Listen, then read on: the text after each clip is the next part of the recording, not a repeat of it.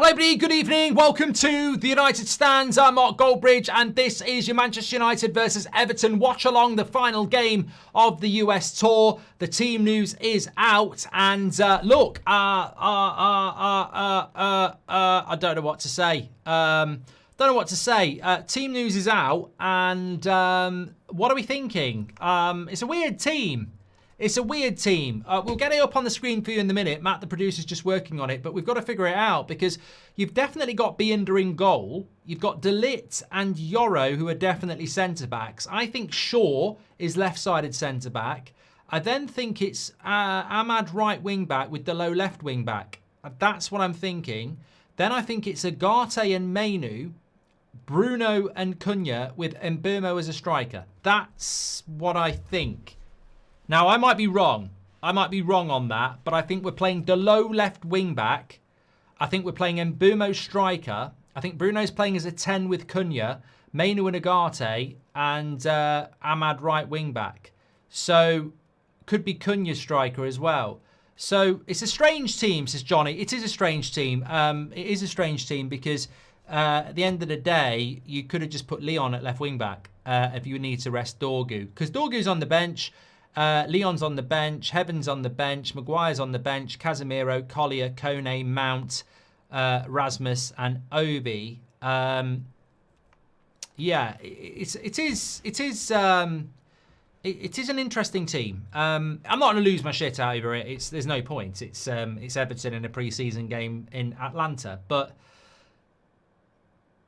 there are elements to it that I sort of like go, we haven't got the lineup yet up on the screen yet because we're obviously over an hour early, so we haven't had it automated, so we're just doing it manually, and we'll have it up for you in a moment. But I think it's Binder in goal, De Ligt, Yoro and Shaw as the three, Delo left wing back, Ahmad right wing back, Agate and Mainu as the midfield with Bruno, Cunha and then Mbeumo as the striker. Now my worry is that if we don't get this bloody Cesco deal over the line, are they going to go, well, look what we did against Everton. We don't need a striker. We can use Bruno or Cunha or Mbeumo there. So front three will rotate. I don't really want this, though. I want a fucking striker up front. I'm sorry. I want a striker up front. I don't want Bruno. I don't want Mbeumo. And I don't want Cunha. And I don't want some saving money shit because we're missing out on Cesco to Newcastle. I want a striker up front. I don't want to see, oh, look what we did against Everton in pre-season. I want to see a striker up front. And that is my only concern about this tonight is Mbeumo, Cunha or Bruno should not be playing as our striker. And if it's just pre-season and we're trying it out, that's fine. But what I don't want to see is Cesco deal fall through to Newcastle and we go, we don't need one. We never did. I don't want to see that. That's my only slight concern about it. I'm happy with Agate and Mainu as the midfield. I'm actually quite happy with Shaw, De Ligt and Yoro. I think that you could argue that's our best centre-back pairing at the moment as a three. Goalkeeper, forget about it. Ahmad right wing-back's good. I think a lot of people want to see that. Delo left wing-back. I don't know what the fucking hell that's all about. I mean, don't start telling me we're going to find a place for Delo in the team by playing him left wing-back. I mean, have you ever thought about that? You ever thought he might be so desperate to put Delo in the team, he now puts him at left wing-back? I mean, I don't want to see that at all, but hopefully it's just a bit of rotation, you know. Dorgu has played the last two games. It's a 3-game tour. You probably wouldn't expect to start all three, to be fair. Hopefully we see Kone play today, says Connor. It's incredible we haven't seen him play at all. I'm going to give you the latest on Cesco in a moment. After watching the Birmingham City documentary, I've realised how much our owners don't care. We're making all the wrong decisions, yet even teams like Blues are building for the future. It scares me, says Goldio. What's up with Mazraoui not getting a pre-season? Mazraoui and Xerxes haven't touched a minute in the States at all. I said that to you the other day. Oh, hold on a minute. Was Mazraoui... No, I think Mazraoui played against Leeds, didn't he? Mazraoui didn't play against West Ham, did he? Xerxes not touched a minute at all. Xerxes missed 4 games. So, yeah. Jop says, why support Hogan? He's rude. Yeah, mate, shut up. Jog on. Don't take me out of context to try and start an argument. Literally do one. Job on. Mark, can you call my mate Mason a twat? Champers, says Joe. Cunha been playing up front for Brazil. Robert, I couldn't give a shit. Don't start tonight, Robert. I've had 4 Coronas. I've been to a party. I'm not in the mood for Cunha as a striker. Like, if you want to start about Cunha being a striker, I will start about we've wasted £62 million. This guy is brilliant on the transition. This guy is brilliant from the halfway line to the edge of the penalty box. If we bought him to play up front, we've wasted £62 million. That guy is incredible at picking the ball in the midfield and making 10 yards. So, no, we're not using Cunha as a fucking striker. Jog on. Dorgu and Hoyland rested. Played a lot of minutes, says Enrique. Yeah, it makes sense. Michael Mayer and Danny Inns, welcome to the Members Club. Thank you for getting your badges in. Appreciate that. What's your thoughts on Rasmus not starting? Nick, you are a racist and you are gone. And I'm so glad you did a super chat because I'm reporting you right now. Report. Where is it? Not harassment. Not hate speech. Racism. There we go. I hope it was your mum's credit card. You absolute piece of shit. What's up with Mazraoui not getting a pre-season, says Jawad. Thank you very much. I just love it when people try to be, make racist comments whilst doing a super chat. The brains, the IQ level is incredible. Absolutely incredible. Watchalongs are a breath of fresh air, says Ram. Thank you very much. Cesco and Donnarumma rate this window. Chris, I will be real because I have been to a party and I've had a few beers, so my patience will run thin on low IQ comments. I'm not rating a transfer window on Donnarumma and Cesco, and we've signed neither. I live in a real world, not a fantasy. West Ham have just beaten Bournemouth 2-0. Weird tournament this, because we beat West Ham. Bournemouth battered Everton. I think Everton beat West Ham. So God knows what we get tonight, really.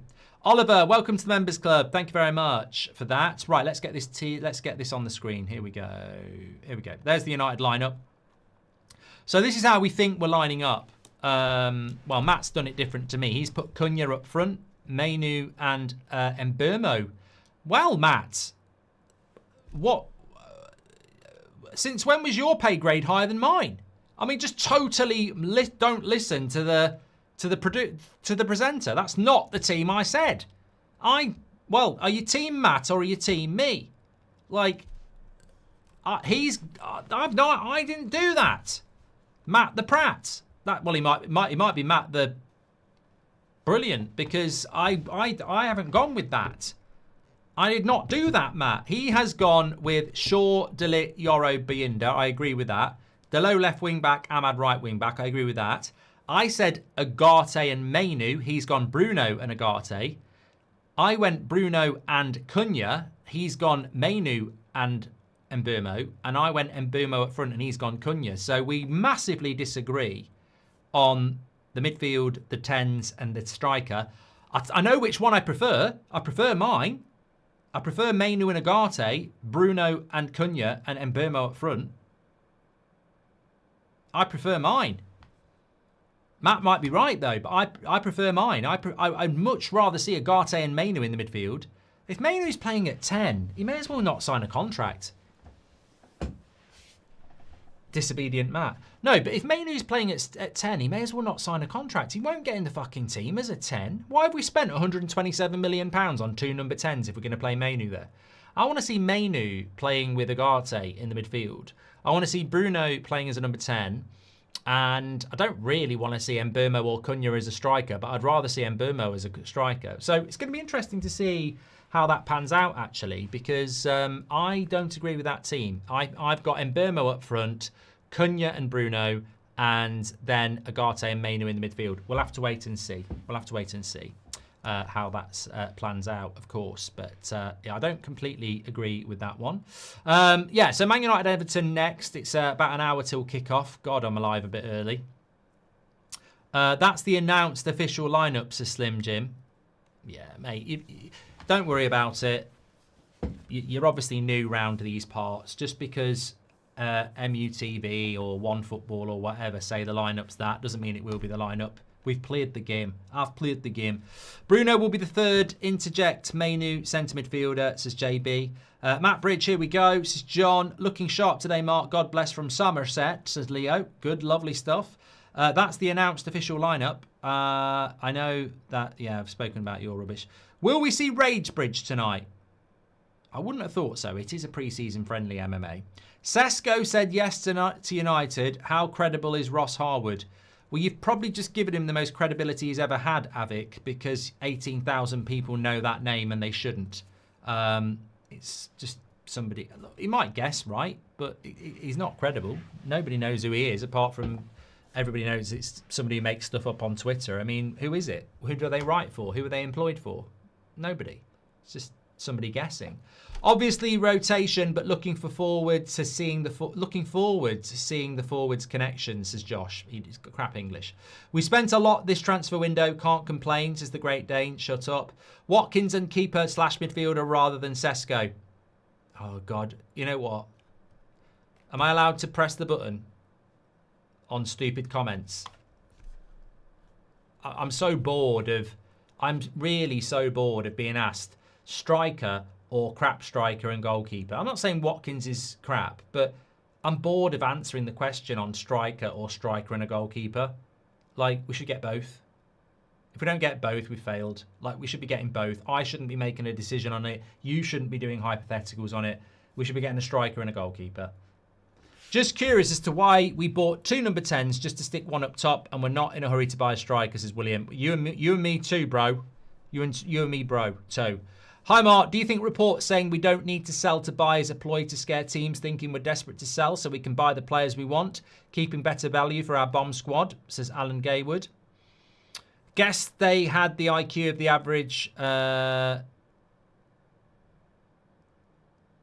racist non-existent, says Konzi. Thank you very much for your super chat.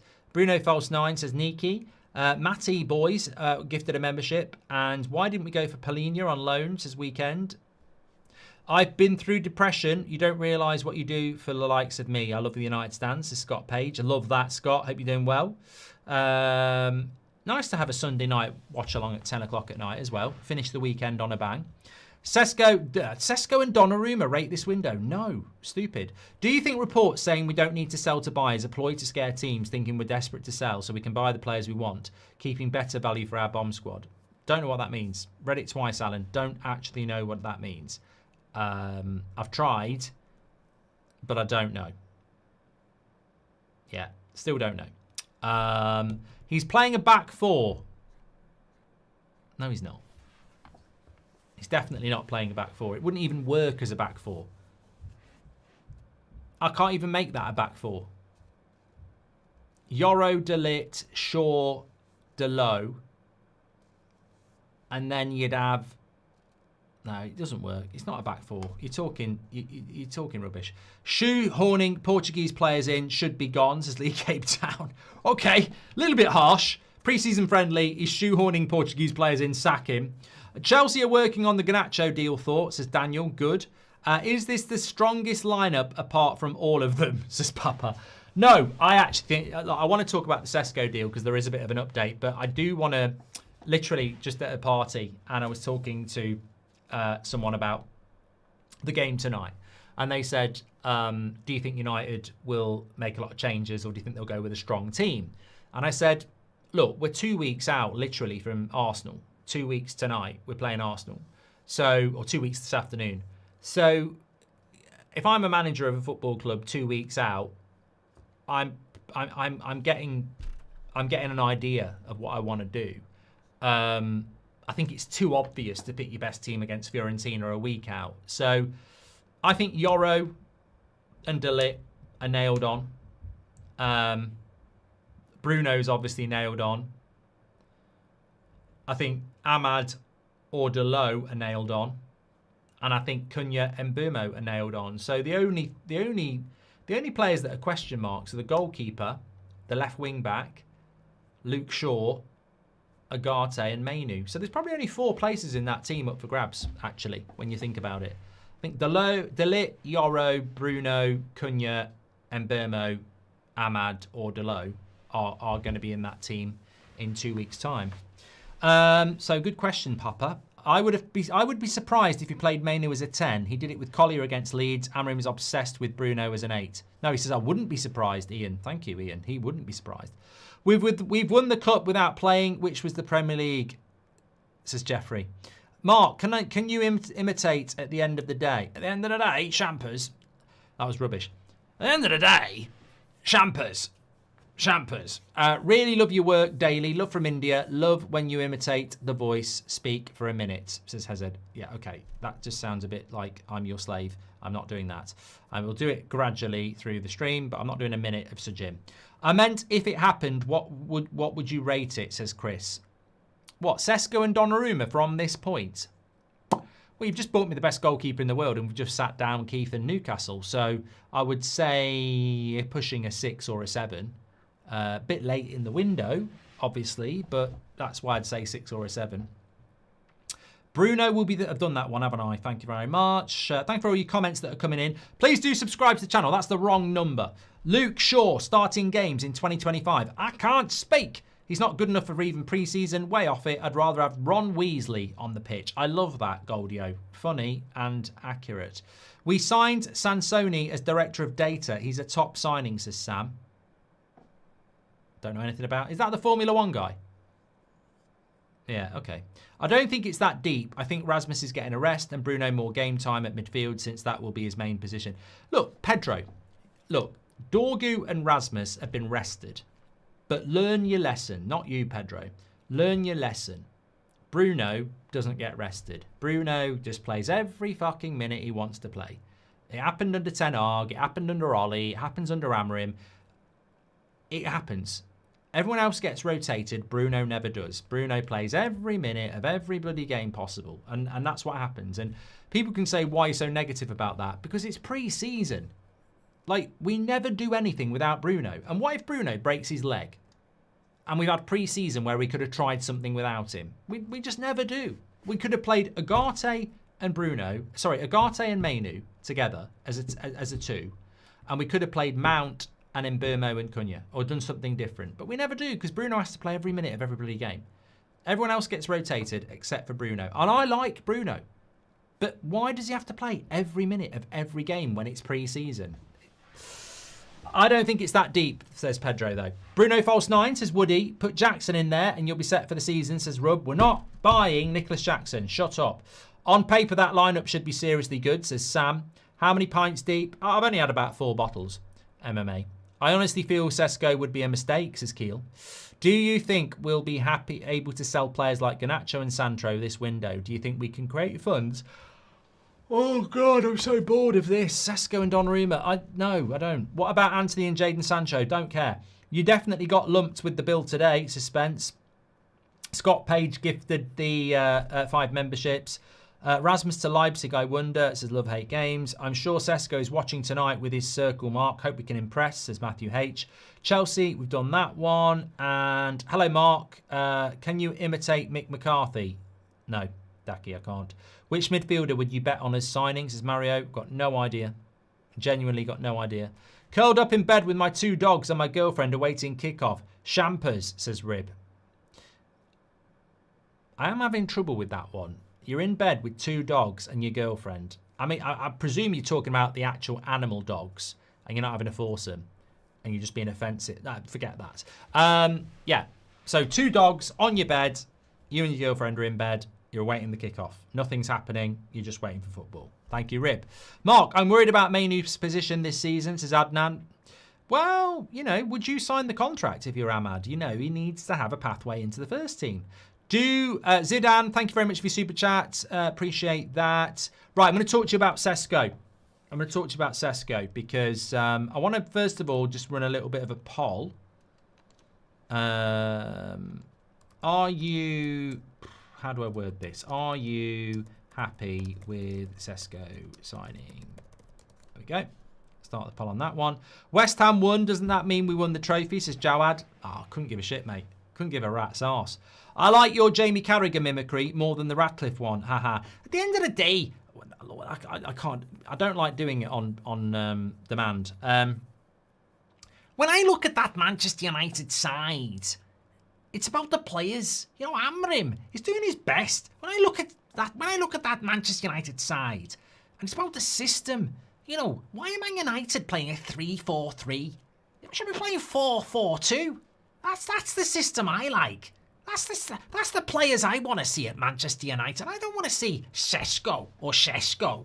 I want to see Ollie Watkins. I want to see a player that understands the league, Gary. You know, I want to see a player that, you know, he knows where the goal is. You know, Cesco, he's never played in the Premier League before. You put him on Anfield, he doesn't know where the tunnel is. He doesn't know where the goals is. I look at that Man United side and Martinez, he should be in the bloody Lord of the Rings. It's a bloody Hobbit. You know, I want to see Harry Maguire, Gandalf, somebody who can lead. They hurt. They hurt. Waiting for the 11 p.m. kickoff in South Africa. Awesome show, Mark, says Carl. Thank you very much. End of the day. Listen, end of the day. Champers, says Callum. United to switch to 3-5-2. Oh. Every loser wins once the dream begins. Happy place. United should switch to 3-5-2, but put Mbeumo and Cunha as the two strikers and get Comey maybe in midfield with Agate and Bruno. Much better in my opinion. Owen, I read it because it was a super chat.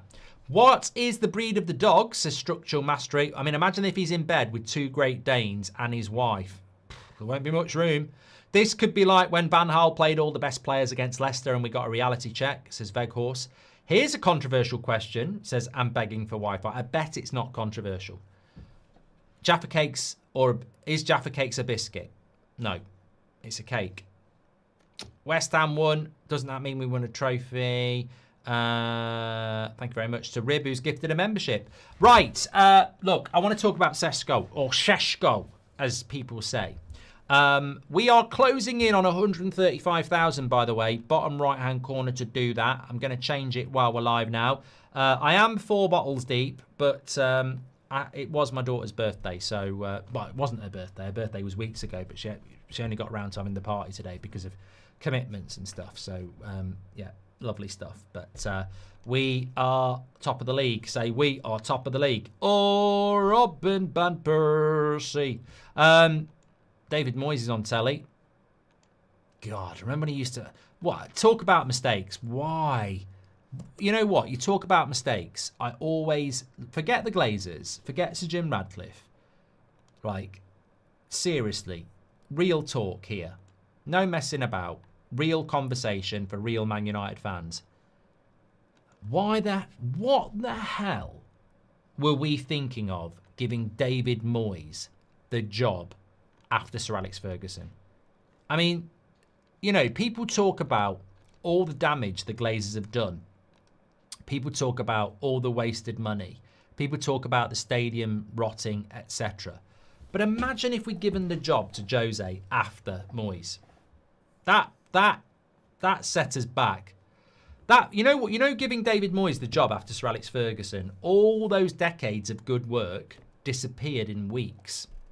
That was absolutely tragic.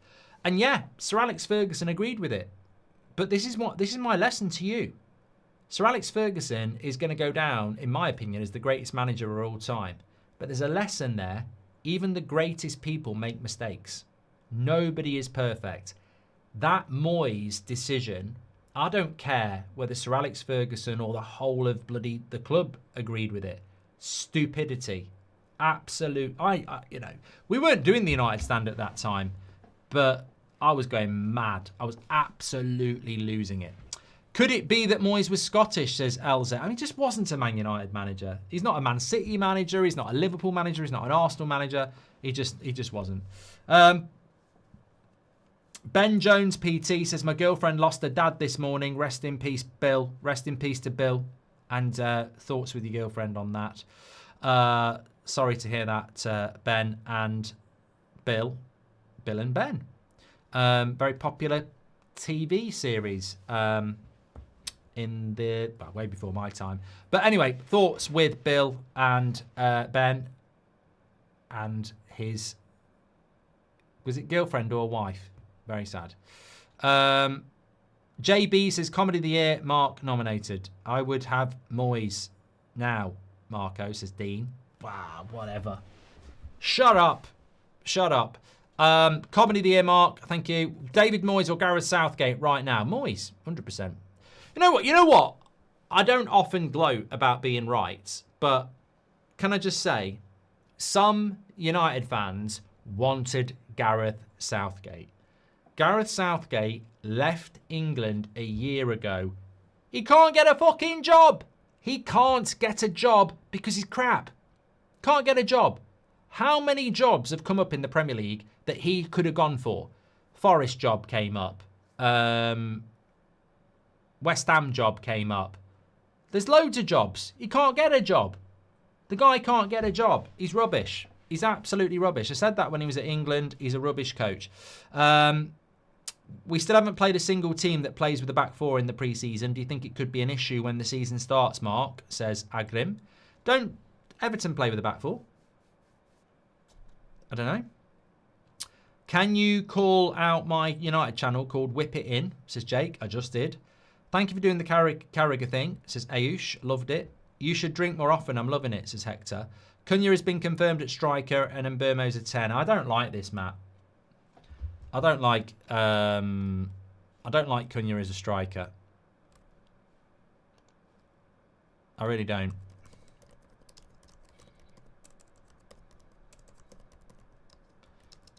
He's just so good.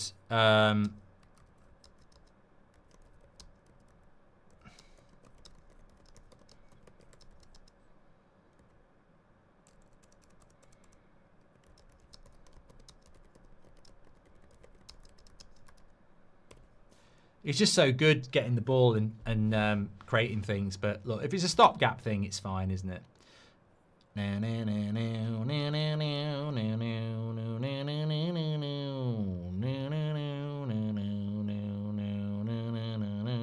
Everton team. I might be able to get it up on the screen, actually. I get up when I'm down. I can't sleep. There we go. Everton team is on the screen. Pickford, Keane, Tarkovsky, Beto, Ndia, O'Brien, Mikalenko, Alcaraz, Idrissa Gueye, Garner, and a rogue Bonham. That's quite a strong Everton team. Is that Barry? Didn't they buy someone called Barry? I might have dreamt it. I'm Ronnie Pickering! I'm Ronnie Pickering! Who are you? I'm Ronnie Pickering! Is that Barry? I sound like... I don't know what's going on. Is that him? Is that their new signing?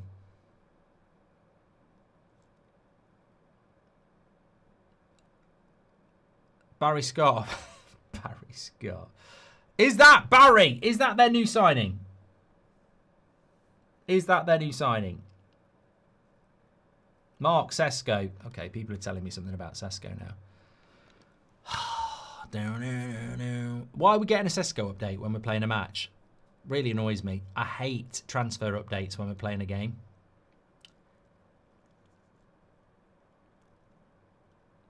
Ruben Amrim says it's... I'll come back to that. What's the Cesco update? Or is it my Cesco update? I can't even see a Cesco update. No one's given a Cesco update. Craig Hope says that Newcastle are considering going for Ramos in case they fail to sign Cesco.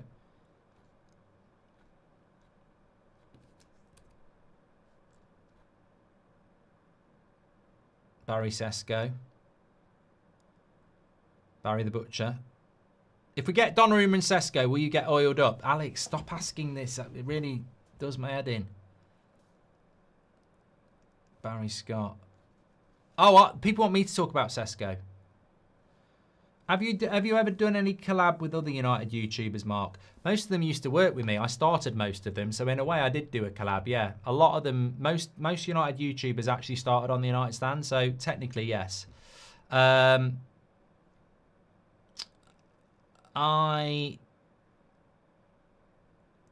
want to know if this player for Everton is the guy. I tell you what, do it yourself. Tim Arogbanam No, this can't be him. Plays for Everton.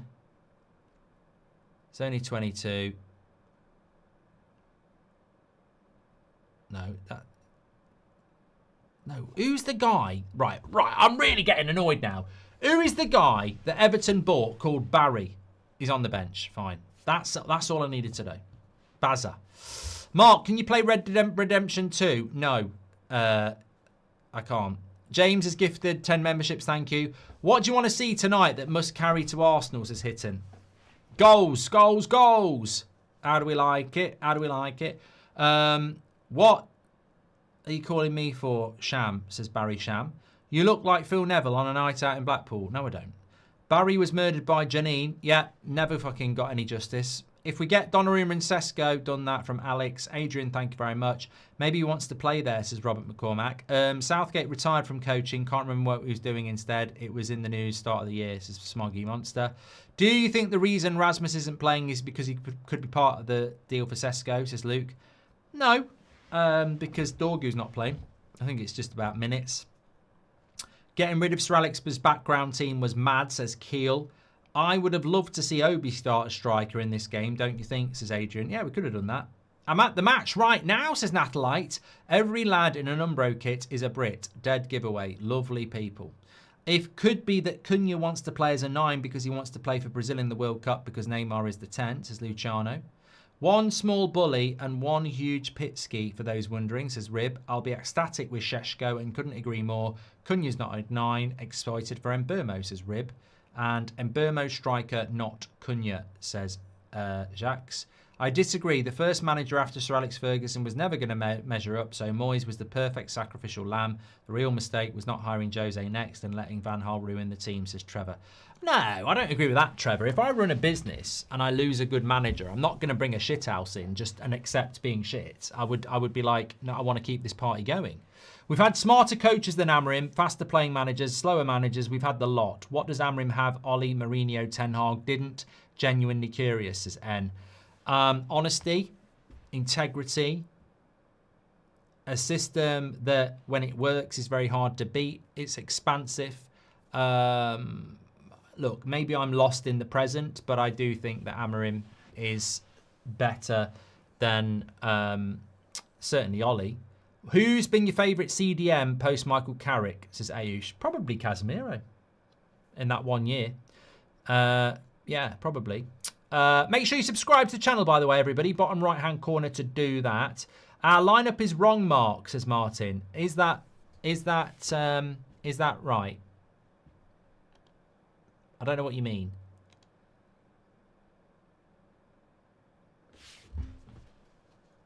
That's got Mbermo up 19. Ahmad. Mainu at left wing back. Fucking hell. That's the third different lineup I've seen today. Right, so that's different to the one that me and Matt had. So, I need get back. Get back here. No. What the bloody hell you think you're doing? I ain't finished here yet. Where you going? What you think you're doing? You know, you ain't finished here yet. Okay, so that's how they've done it. This is our stats provider. I think it's Opta. So Opta have got that. Matt said Cunha up front, Bruno and Mbermo. No, Matt said Cunha up front, Mainu and Mbermo, and then Bruno and Agate. I said Mainu and Agate, Bruno and Cunha and Mbermo. This one says Ahmad and Cunha and Mbermo up front, Bruno with Agate and Mainu at left wing back. So we'll wait and see what team it's going to be. We aren't playing with a natural left back, whatever it's. I think it's Delo, but guess what? We'll have to see. Da-da-lan-da! McGrath says the Proclaimers. Da-da-lan-da, da-lan-da-lan, da-lan-da-la-da-da. James gifted 10 memberships, by the way. You can't argue with that. You can't argue with that. Other than Jose, I think Amorim is the next best coach for United, says Carl. Luke says, this may seem stupid, but I kind of see a tiny bit of Sir Alex in Amorim due to his ruthless and how he's building a family at United instead of throwing players together and hoping it works. Thank you, Luke. United win the Prem or champagne with Margot Robbie. Mate, I'm a married man. And I tell you what, even if I wasn't, a night out with Margot Robbie, and God knows what comes next, I would sacrifice every day of the week for a Premier League title for Man United. Because tell you what, when that night's over, it's over. But United winning the Premier League, having not won it for a long time. Whew. GTA 6 first, or United finally sell a player, says Mr. Shampers. Who's your predicted man of the match? Cunha, Richard. Could Bruno start as a false nine, says Adarsh. At this point, anything. Anything's possible. Match change the team again, says Tomo. Would you prefer for us to sign a striker or a keeper and a defensive midfielder? Mason, I would not like any of those things because we need a goalkeeper and a striker. I can't do these little hypotheticals. LA Devil Red 7. Sorry, LA Red Devil Loyal 99. I got that completely wrong. Has gifted a membership. Thank you very much for that, if you got it. Let's say that our best 11 for the start of the season. Where do you have us finishing with that? Well, with that team, 9th. United's the only team in the Prem to buy players to not use them in the position they're bought for. Mata, wing, Cunha, striker. What's next? Goalkeeper as a centre. We have got an amazing tendency to do this. Cyber Spider is absolutely spot on. We are the masters at buying players and then not putting them in position. James gifted 10 memberships. Chicken says, I'm scared Cesco turns out to be a flop. His stats don't look crazy for a few years. Also in Burmo is striker today. Yeah, I don't know. Thoughts on the Maddison injury in pre-season, says Dean. Well, I don't think it's funny. I mean, yeah. No, I genuinely don't think it's funny. But other than that, he's not a Man United player, is he? So, look, I hope it's not too bad. But I actually don't know what you're talking about. Can't watch the low left wing back, please. No, says Narky. I hope we're not just shooing in the low to try and find him a place in the team. I really hope not. Shaw says, I don't use YouTube often because I feel like I'm too old for most channels. This is why I love the United Stand, as it's so close to being in the pub with your mates. I can't stand silly comments, though, says Shaw. He'd probably get a load now. He probably will. Right, there was just a comment I wanted to bring in from Eric Ten Hag. Ruben Amorim. It's a good game to see different players in different positions. It's a good game to prepare for the future. Do you agree with that? Do you agree it's a good game to see different players in different positions? It's a good game to prepare for the future. I hope he's right on that. I really, really do. I hope we're so far ahead in the huge job of learning the system that they don't understand that we can now start trying players in different positions. My concern with that is that this team can't play your system, Ruben. They proved that last year. And after 3 weeks of pre-season, you're now trying players in different positions when they haven't mastered the position that you've given them. That's my only problem with that, is that trying players in different positions is fine, but we don't have a team that understands the system you play anyway. So it's almost like trying to run before you can walk. That's my only concern with it, because we haven't got a midfield that works. We've never had one, and we're mixing it up again. So look, I don't mind trying players in different positions, but I'd rather they mastered playing their position first. Hope you're well, but why aren't we linked with Oblak? Also, I will be saying we need a couple of Amorim players like Yumlin, Trincao, Inacho, Gonçalves, says Mitesh. I'm surprised we haven't bought a player from Sporting. I really am. Can't believe Dorgu benched Amorim out, says I'm Kenny. I love your answer about Cesco. I don't know. Same here, mate, says Chicken. Newcastle's doing the most. Dinner, roses, serenade, begging for a chance. United, silent game. One look, one nod. That's enough. Who wins? Says the K-Stone about Cesco. Why is Manu playing wing back? We don't know whether he's playing wing back. We'll have to wait and see. I really hope Kay Rooney breaks through eventually. Yeah, it'd be great. Mark says the United Kitchen. We are going to try our third ever watch along with all we've learned from you. Wishes luck. Very few watchers, but we keep grinding. Any tips, please? What did you do in your early days that helped you? Mate, I cannot give you watch along support. That's like pissing on my own grave. But good luck with it. Just after getting booted out of 2 pubs, Mark, now, and I'm sat at home watching you. And by the way, Sam Fitzsimons is a prat, says Joey. Kicked out of 2 pubs. Fair play. Fair play. Okay, let's talk about Cesco. So, are you happy with the Cesco signing, if we get it? 85% of you saying yes, 15% of you no. Where are we today? Because obviously I did the morning show this morning where we spoke about what's happening. This afternoon was more about Amorim's comments. So where are we with Cesco? There's quite a few things to get through, but in summary, and without going through every single journalist, the summary is this. Newcastle want an answer. Leipzig want Man United to bid. And Man United want Cesco to say he wants Man United. So 3 demands there, really. Newcastle want Cesco to make his mind up now. Leipzig want Man United to bid, and Man United want Cesco to make his mind up. So I think we're going to get an answer in the next sort of 24 hours. Be very, very surprised if we don't, because realistically, even when he gives his answer, it doesn't necessarily move that quickly. I still think Man United are going to get this deal done. I don't really see why we wouldn't, to be honest with you. And as I said this morning, it might seem like a bit of a strange one to everybody else, but I think that financially it benefits Cesco and his agent to keep 2 clubs involved. That's what I think. There are people in the chat who think we're going to play a back 4. If we play a back 4, Amorim out, because he has never played a back 4.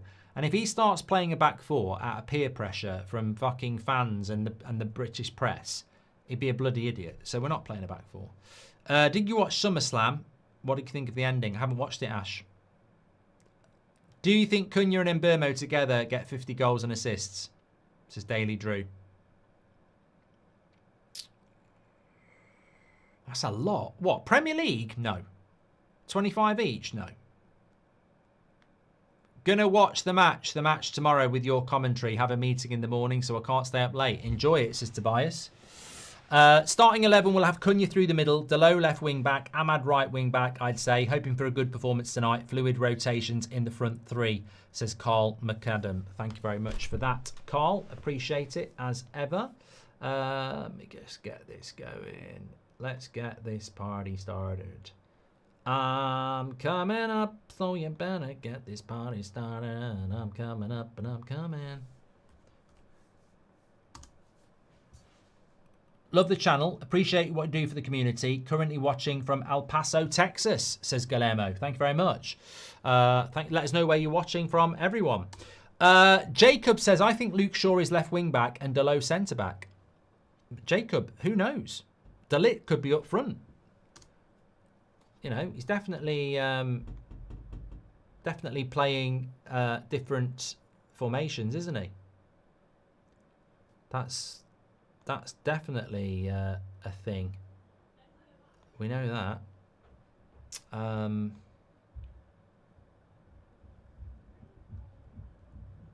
Lovely. Okay. Would you extend Amorim's contract? I know he's only had half a season, but I don't see another manager like him soon. And it's about time the players adapt to the system instead of the system adapting to him, says Luke. I don't think Man United are about to hand out a new contract to Amorim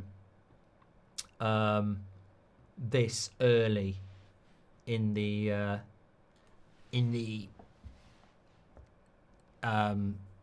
season. Like when they can do it at the end of next season.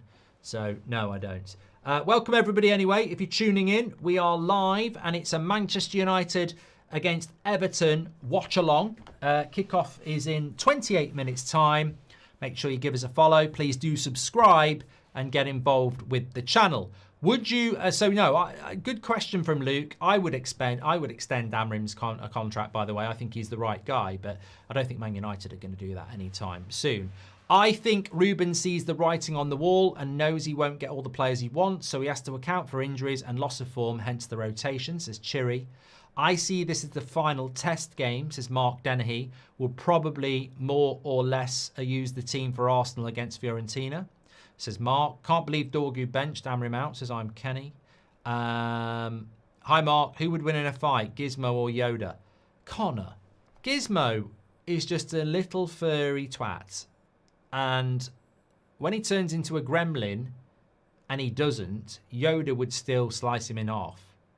So Yoda would kill him. Who do you think will score today, boss? Says Samir. Quite fancy Mbermo as an outsider, yeah. Exactly, Mark. Getting players that are used to his system is key so that other players in our squad can learn from them. Hope they sign at least one, says Mitesh.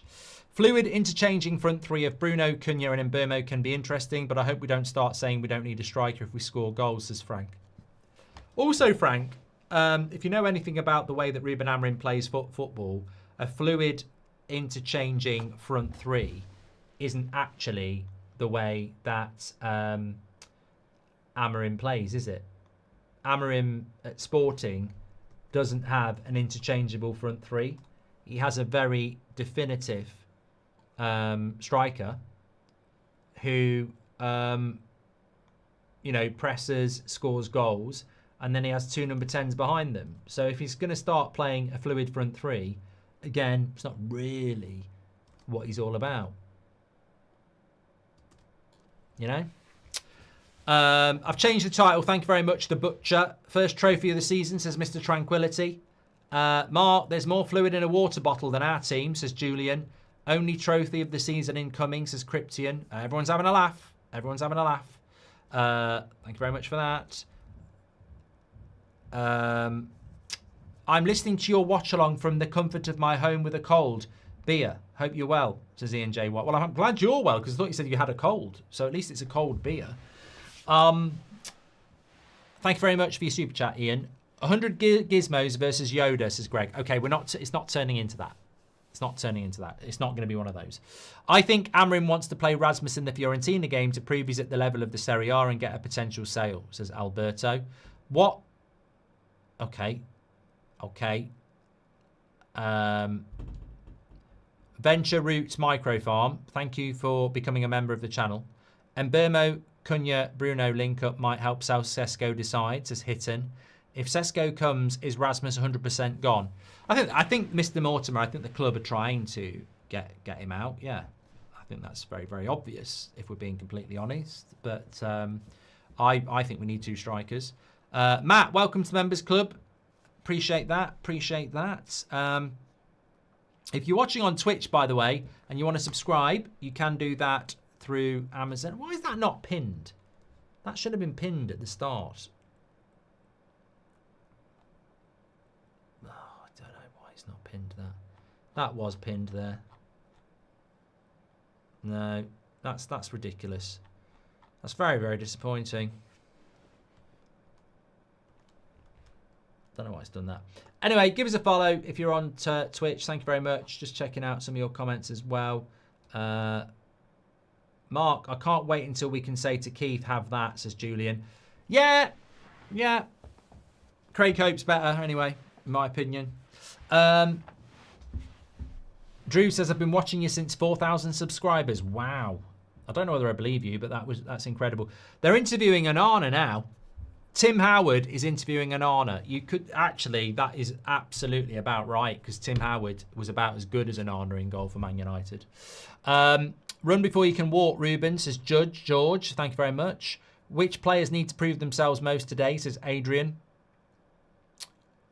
I think you've always got to prove yourself in a Manchester United shirt, haven't you? That's part of who we are. That's part of what we do. So, yeah. I'm watching from Canada, says Michael. Venture done that one as well. Somebody said that's harsh. Nah, Tim Howard was shit. Let's be honest. He wasn't very good. Look, he was good at Everton. He wasn't very good at Man United. Whether he was better than Onana, I suppose that's up for debate. But he wasn't very good. I'd rather it was Bruno as striker today, says Matt. Need to see Mbermo and Cunha in the 10s before the start of the season. I agree. Absolutely do agree with you. Minter, thank you for subscribing with Prime. I don't know how you did it because it's removed the pinned thing and I can't do anything about it. But thank you very much for doing that. Appreciate it. At the Mercedes-Benz Stadium, flew straight to Atlanta after Chicago. Summer's going strong. We aim for 3 out of 3. You're awesome, Mark, says Smith. Well, look, great support there, mate. Thank you very much. Amiga says, if we get Cesco and we have Mbeumo and Cunha up front, then where would Bruno play since he's not that great in midfield? In the midfield. In the midfield. Straw What Bunny, thank you for subscribing with Prime as well. If you are on Twitch and you've got Amazon Prime, you can subscribe for free, by the way. You just have to click to subscribe to do it. But if you've got Amazon Prime, you can do it for free. I hope we give Kone minutes. Well, he hasn't had any so far. When are we going to see Xerxes up front, says Zidanio? Well, he's got to get fit first, mate. He's missed every pre-season game. Leeds, the lot. Pick British and Irish Lions to win the World Cup, says Barry. No, that's rugby. Thanks for all the entertainment you bring us, Mark, says Matt. Thank you very much for that. Tim Coward, says Connor. Is that just a silly take on his name, or is he actually a coward? Bino525, thanks for subscribing with Prime. You're a legend, mate. Thank you very much. Haven't seen you on here for ages, Mark, says 23 MUFC Toms. Literally was here in the early hours for the Bournemouth game as well. So thank you very much for that. G7 Smith and Fauzi, thanks for subscribing. Appreciate that. Legends. Did you see Bruno Fernandes' first pitch at the White Sox game? I actually did. There never seems to be that many people at those games, though. Like, every time I see a baseball game, and I don't know whether we've got any Americans watching, every time I see a baseball game, there doesn't seem to be many people there. I don't know why. Helly Clive and Tim Zalin, thank you for subscribing with Prime. Absolute legends. Love you. Cheers, pal. And Neff has just gifted a sub there as well. So thank you very much. Thank you very much. Where do you think England are going to go in the World Cup? I don't care. Not bothered. Not at the moment. Running for local Tory MP, you make a great one, says Super Donut.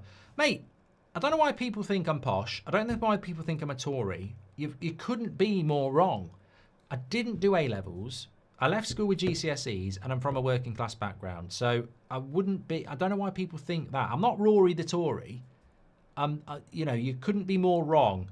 This is the thing. You can say what you think about me about football and my football opinions, but don't start casting aspersions about my background or my political beliefs, because you couldn't be more wrong. I just don't do it. I don't get involved in politics because I can't stand people who impart their politics on people when they're famous for football.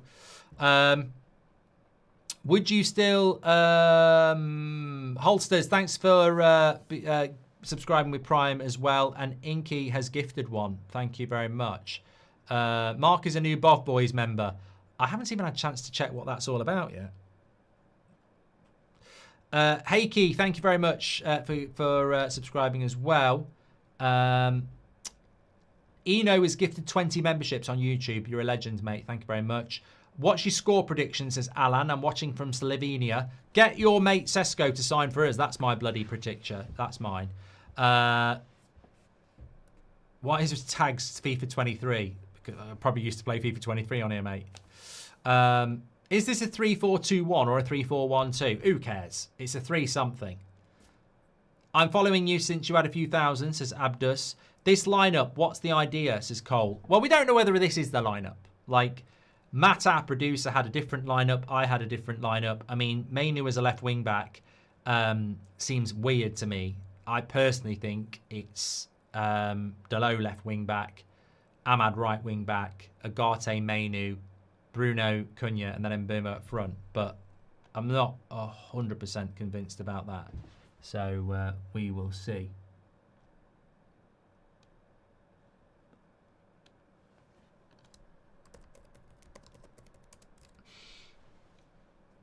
Do you think Ronaldo's concerns with United have been addressed yet? The problems may be deeper than squad and manager still, says 5am with Ben.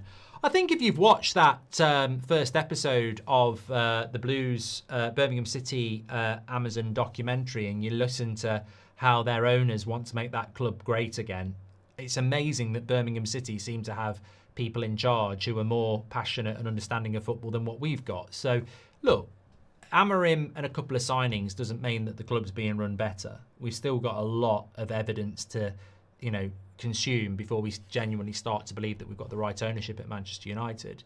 I'm just going to pin Ethan's message because he actually has got the link to do the subscription if you've got Amazon Prime for free. So thank you very much to Ethan. Where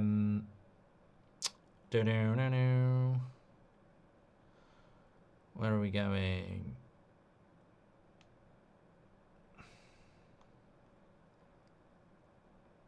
Shanraf, thanks for subscribing. Danny G and Marley, thank you very much for subscribing. Tyler Wanton and Koza as well. Lord Death Metal and Pranoy, appreciate it there. What's your opinion on the Fermin Lopez news? Tell me the news. Don't know what it is. Burke says, will we get Cesco? Let's go Cesco. I think we're going to get him. I haven't heard anything to the contrary at the moment. Hopefully that will be the case. Wolfman, thanks for subscribing. So why aren't you allowing Amrim's football grace to evolve? Even if Pep evolved his system of play to win the Premier League, we have to support Amrim.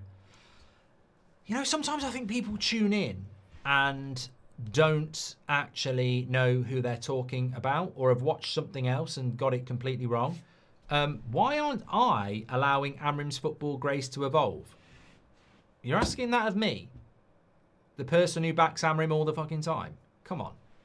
Don't start throwing stones at somebody who backs Amrim. Come on. Amrim says, Cunha starts as a 9, says Alan Burton. There we go. Ewan, welcome to Members Club. Thank you very much. Appreciate that. Alan Burton, thanks for your super chat. They've just said on the TV, Cunha's playing at 9, says Cole. What's your thoughts on Garnacho? Says C. Dots. Pratt, basically. Immature Pratt. Yeah. I'm watching from Arizona, says Dean. You should come visit because we love United Stand. Love that. This lineup, what's the idea, says Cole. What is with that lineup on the screen? I don't know. I don't know. That's from our stats provider. Obviously, it's not going to be the team. Sky Sports saying Cunha cost $84 million. Reform Bridge, says Bob. Watching from Slovenia. We've done that one. Thank you very much. Ace of Aces, Gorilla and James Harden and Duncan Disorderly. Thank you very much for subscribing. Riley MUTV as well. Appreciate that. Please do give us a follow if you're over on Twitch because we're very close to 286. So thank you very much for that. Do you even know where Arizona is? Yes. Of course I do. It's in the United States. And I think it's over on the West Coast. Don't know where it is. I think it is Arizona. Yeah. Arizona's right next to LA. Like, yeah, it's isn't Phoenix in Arizona? And Tucson and Sedona. The Grand Canyon, a lot of people know this, the Grand Canyon National Park is actually in Arizona. And it borders with Mexico and New Mexico and Utah. And that's just knowledge. You know, you've either got that knowledge or you haven't. White Knight Gaming, thank you very much for subscribing. Julian says, Mark, breaking news. Luke Shaw is not starting after he walked too quickly. Thank you very much for that. If you're on YouTube, make sure you subscribe to the channel, by the way. Bottom right-hand corner to do that. Adrian says, top 3 starting centre-backs for the season at United. Well, what would your 3 centre-backs be? I would say, for me, De Ligt, Yoro, Martinez. But Martinez won't be fit. So if you want a left footer, it's got to be Luke Shaw or Heaven. But I'd actually say Mazraoui, De Ligt, Yoro. But he obviously wants a bit of balance, doesn't he? So there we go. Someone's just anonymously gifted some 5 tier 1 subs on Twitch. Legend over there. Thank you very much for that. They're anonymous, but thank you very much. Dean Henderson or Onana, says Easy. Henderson, yeah. I'm watching from Qatar, wondering what would have been if our ownership was different, says Nazir. Thank you for what you do and the United Stand. Thank you very much. Do you know where Prattsville is? It's in Alabama, Ryan, which is what you just said. You got Arizona right. That's why we love you, says Dean. Yeah, and it was all up here. Do you think Delit can play CDM? Dale, I'll leave it there. Can you give a shout out to Leah, Jake and Gemma? We're watching you in the game tonight. Is it Leah, Jake, or is it Leah, Jake and Gemma? Is there 4 of you? Or is it Leah and her second name? I think there's 4 of you. Yeah. So glad to be back watching. Come on, United, says Mr. Mortimer. Owen's from Salt Lake City in Utah. This channel has helped me feel more connected to the club. Thank you for all that you do. Thank you, Owen. Not stupid long shots out the box last game, says Lonnie Rice. 75 odd minutes for the starting lineup, says Lee Berman. Hope so. You literally just said if he's playing a back 4, Amrim out, says Lake on the Moon. Because it's a joke, mate. He's not playing a back 4, is he? He never plays a back 4. Early player of the season shout. Mine's Delit, says Tyler. Thank you very much for that. Right. We are about, well, coming up for 10 minutes to the start of the game, which is great. If we're on YouTube, by the way, please do subscribe, as I said, bottom right-hand corner, because we're very close to 135,000. We're only 200 away. Appreciate that. Thank you very much. What's your score prediction? Well, you lot can do that as well. I think Man United are going to win. Apparently, we've won the trophy already. Over 3,000 watching on Twitch. Legends. Lovely, lovely to be back on there. Thanks to Josh, who's subscribed with Prime as well. You can do that for free with the pinned link in the chat. Please do give us a follow if you're on there, because we're closing in on 286,000. Good to be back. So I think Man United will win this game, and I think they will win it 3-1. I think we're better than Everton, and I think we're trajecting to be higher than that, what we finished last season. So I'm going to go 3-1 to United. Falsey, thanks for subscribing with Prime. Yoro chooses United as dull. You will be happy, Mark. And did he bid accepted, says Alan. That's not for us, though, is it? It's Salman. Thank you very much for subscribing with Prime. Poetry if Cesco scores the winner against Arsenal, says it's Salman. And Shanipi, thank you very much for subscribing with Prime. We love you in South Africa, says Adrian. Right, let's play a game. Doesn't matter where you're watching from. You can all be part of this. We all like this. We're 10 minutes away from the start of the game. We've been doing this for years. Thank you to Threlly for subscribing with Prime as well. But get in the chats and let me know where you're watching from. Just the city is fine. All the country. Let me know where you're watching from. Absolute legends. Thanks everyone who's tuning in. We're 10 minutes away from a start. It's 10 p.m. UK time kickoff. But if you're in the States, it will be a different time everywhere else as well. And obviously, it's Man United against Everton in Atlanta. So thank you, everybody, for letting us know there. Quite a few people tuning in from the United States. Loads from the UK. A few from South Africa as well. Belfast, Sydney, Texas, Iceland. Is that the shop or the actual place? Mauritius, Denmark, Switzerland. Crazy Pansos, thanks for subscribing. Virginia, Florida, Malta. Very, very big Manchester United fan community in Malta, by the way. Carl's in Cape Town, Carl Modelcoop is in Cape Town, South Africa. Dominic's in Nigeria and loves the channel. Just joined. What was the Cesco news? Haven't heard that. Can't wait to see Cunha and Mbeumo, says Daniel. The Cesco news is basically this. Newcastle want Cesco to make his mind up straight up now. Leipzig want us to bid now. And we want Cesco to make his mind up now. So I think the next sort of few hours, probably tomorrow, if we're being honest, the decision will be made. Because there's not really any point in holding on any longer. I think he's coming to Man United. I really do. Andy Kane, thank you very much for your super chat. Really appreciate that. Natalia is a Pratt. She supports Liverpool, apparently. Thank you very much for that.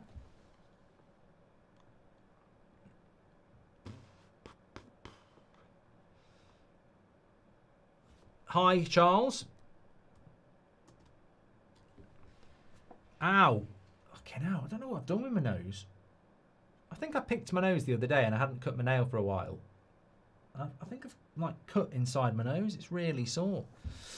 If you were offered Cesco ready to go tomorrow before the Arsenal game, but you don't bring a keeper before the Arsenal game, would you do it, says Connor? Well, Connor, you've just described real life. Like, we're not getting a striker and a goalkeeper before the Arsenal game anyway. We'll do well to get a striker, so I definitely would take that. Aki says, this window is a 5 out of 10. I'm worried it drops to a 3 out of 10. Andy Kane, thank you very much for your super chat. Can you give a shout out to Connor and LA watching in Dublin, says Esk. Connor. I'm watching from Prattville, Alabama, and I'm not even kidding, says Richard Allen. We're in London, aren't we, says Mads. And I'm from Arizona, Mark, so got to go back to Peacock and watch those Prats, says Dean. Thank you very much. Players are just starting to come out onto the pitch now.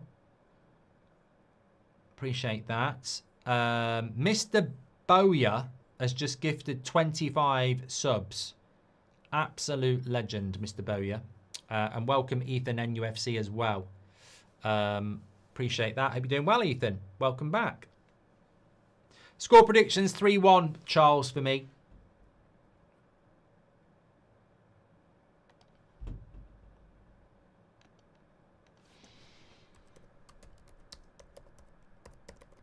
Yeah, we will have the timer.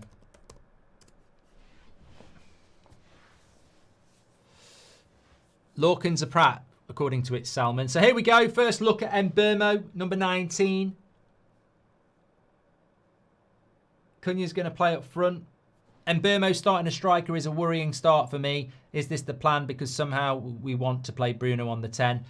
It's a double-edged sword for me, Andres. I want Bruno to play as a 10. I don't think Bruno's... I have got no concerns with Bruno if he's playing as a 10. If he's playing as an 8, I'm terrified. But if he plays as a 10, I'm happy.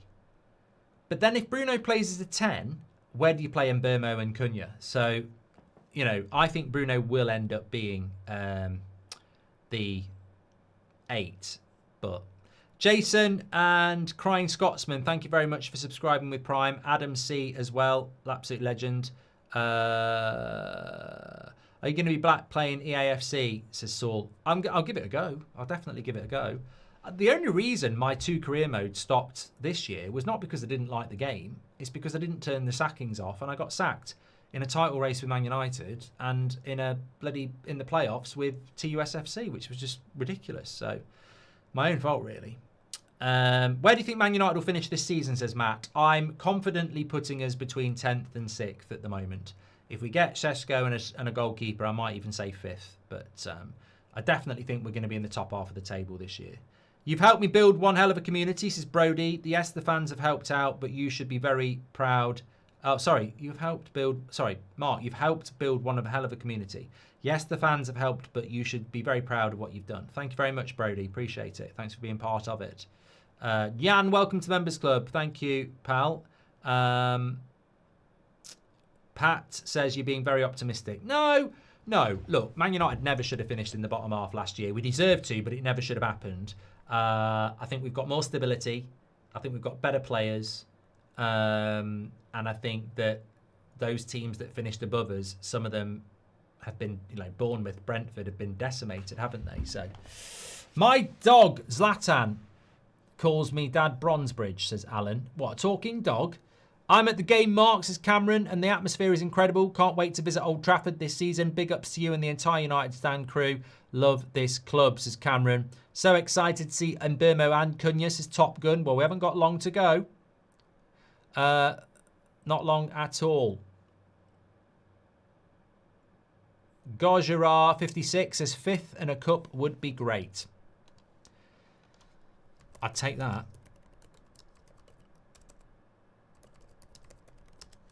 I think we'd all take that, wouldn't we? We'd take that and partay. Charlie Gubby, thanks for subscribing with Prime, legend. Right. Let me make sure that I've got the timer ready.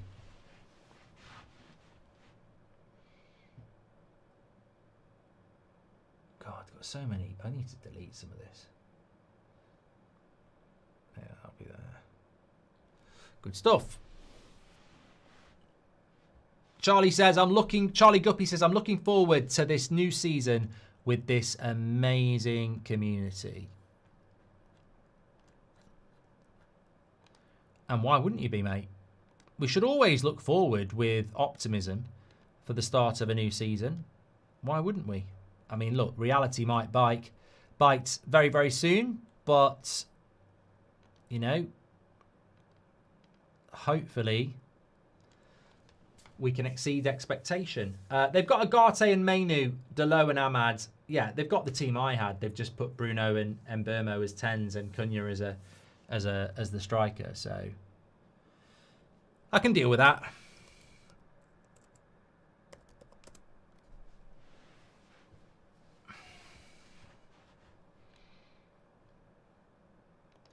Right. I've gone with a 3-1 win. People are asking me about that. Yeah, 3-1, Man United. More subs on our bench than Everton have got. Yeah, Turno Barry, that's his name, number 11. Everton's bench looks absolute shit. It really doesn't look strong at all. They haven't really got a very good bench. Saul says, I like the look of the team, but I don't like Luke Shaw. Please do share the video if you're watching on YouTube, by the way. Nearly 30,000 of you watching. Absolute legends. Love that. And Burmo's on the screen, which is great to see as well.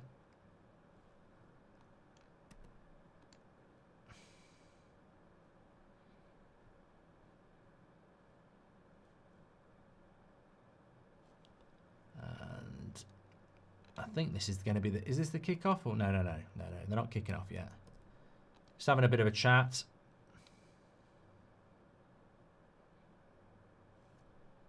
There we go. Okay, I'm ready to go here. Little Billy, thank you very much for subscribing. Appreciate you. This stadium looks shit, says Julian. I don't know. James Clough says, I found United Stand randomly at 50,000 subscribers, and here I am years later, ready for another season. Content's been great all summer. It has. They've done a great job out in the States as well. Beth and Ryan have been really, really good. It's a shame. You know, it feels like it's going to last a lot longer than it does. It's been a really enjoyable tour. Been great covering it, obviously, here and out there as well, as always. And, yeah. I presume we'll be back in the States. I don't know. You don't know with United. We just seem to do United States every year now.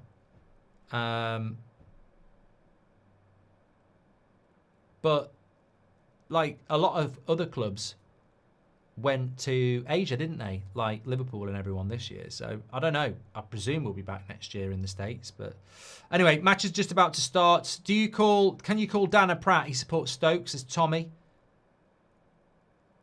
And away we go. Time is running up as well. What's your opinion on Cunha playing up front, says Lucas? I mean, I'm not a big fan of it, to be honest with you. And my concern about it is really that if he does well there, we might hear that dreaded line, we don't need a striker. And my problem with that is, it's like putting Kevin De Bruyne up front. Like, I'm sure he can do it, but Cunha to me is just so good in the number 10 position. That's where I want him to play. And Mbeumo and Cunha better than Wirtz and Ekatika, says Jan. Yeah, that's your words, not mine. Luke Shaw is the pre-season Jesus. Starting games. Well, Mbeumo's up front at the moment. Oh no, he's swapped now. Nick P says, Luke Shaw is this pre-season Jesus. Starting games, hails as world class. Gets to make self-righteous interviews about how crap we were before. JH, thanks for subscribing with Prime. 2 decent players behind Beto, says Robert McCormack. Thank you very much. Free member chat says to thanks, Mark. You are the man. First to score, I'm guessing Bruno, says Paul. You're going to come to the World Cup. Would love to buy you a cold one, says Gil. I mean, look, a year is a long time in the world that I operate in, but I'm really hoping to get to the States for at least 3 weeks next year over the World Cup. It's early days, but yeah, I mean, look, I was in New York in June. You can still do United Stand out there. They have got the internet. But no, I'd love to. Dean says, I love the content. Stuck in bed after I slipped after work getting my chicken curry cheese roll from the local garage. Send help and maybe another cheese roll. I hope that's not a back injury, Dean. It can be painful. Bit of a scrappy start here, first 2 minutes. But we are hopefully going to get a good test. It's quite a strong Everton team. I don't know whether it's been on the screen for you or whether we've had it paused, actually, because I don't want that to happen. No, we have had it paused. So there's the Everton team for you. We'll get that stats carousel rolling round now. Rolling down the river. If you are on Twitch, please do give us a follow, by the way, because we're closing in on 286,000. We're only a couple of 100 away. We've got 3,700 watching, so if you haven't given us a follow, please do. Help us get to 286,000. Absolute legends. Thank you very much for that. Elvie is watching from Bogota in Colombia.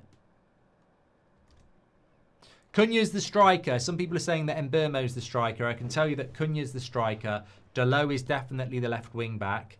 That team on the screen there has been brought to us by our stats provider and it's wrong. That is not the team, so discard that. Cunha's up front, and Mbeumo is next to Bruno as a 10. Mainu is next to Agate in the midfield. Dalot is left wing back. Ahmad is right wing back. Graham says he can't watch it on MUTV. You can watch it on MUTV if you're in the UK. You'll be about 30 seconds behind and watching on 720p. If you're in the UK, you need to get yourself Sky for this. Bruno and Mbeumo are playing as 10s with Mainu and Agate behind. I don't hate it, says one. No, I don't hate it. I just don't like where Cunha is. Do you think this Amorim trial squad for Arsenal, says Dean? I hope not. Random question, but what's your thoughts on Steve McManaman never got to see him play, but the older generation say he was world class? I don't think he was world class. I think he was top class. McManaman was decent, but I wouldn't say he was world class. What was the train noise when it kicked off, says Joe? Got no idea, Joe. Toxic Ghost, ignore the United team on screen. It's not the players are right, they're just all in the wrong position and we can't change it. Lovely ball by Mbeumo into Bruno and a lovely ball into Ahmad, into Cunha. I tell you what, that would have been a great goal. That would have been a great goal. The transition there was brilliant.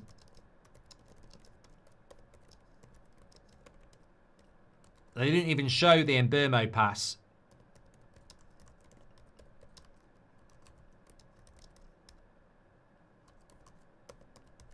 It was transition extraordinaire.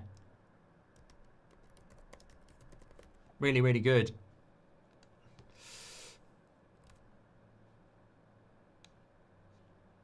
I'll say it again, it's 2025. There must be a way we can get broadcasts from America to the UK that don't have an Italia 90 filter on them.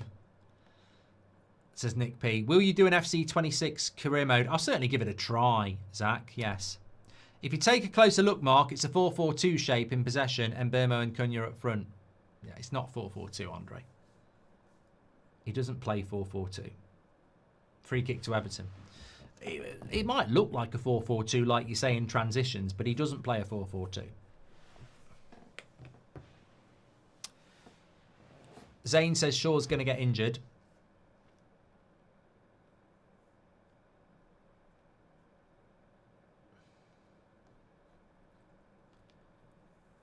Are you going to stream GTA 6? I hope so. I bloody loved doing that playthrough, however many years ago that was.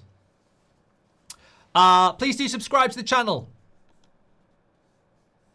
We're closing in on, we're only 10 away from 135,000. Bottom right hand corner to subscribe if you're on YouTube. Thank you very much for that. Long way out this for Garner. Surely he won't shoot. He will, you know. He will, you know. And Binder has to get down low. Oh, how did Everton not score? Binder copying Onana, palming it into danger, and I think it was O'Brien who hit the post. He should have made it 1-0. What is it about Man United goalkeepers and palming it into danger? I mean, O'Brien should score that. It's a sitter. Or as he would call it, a shitter.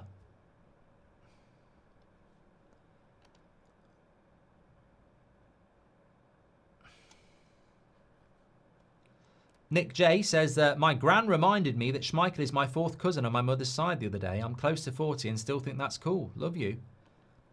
Interesting. Thank you, Nick. Georgie, thanks for your super chat. Looks like a 5-2-1-2 formation, says Jay. Okay, Isaac, thank you very much.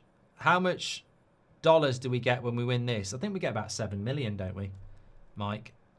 Do you think we can get Mbeumo, Cunha and Fernandes all starting in the starting lineup and not be too weak in the centre of midfield defensively, says Ewan? I don't think we'd be weak in the midfield. I think it's if we don't play a striker, we might be weak in the attack. You can have too much of a good thing.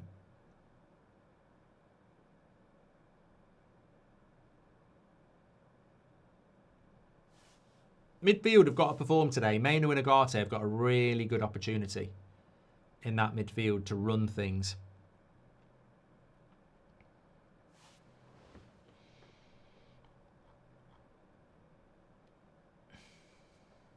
Sky to be says, anyone got a link?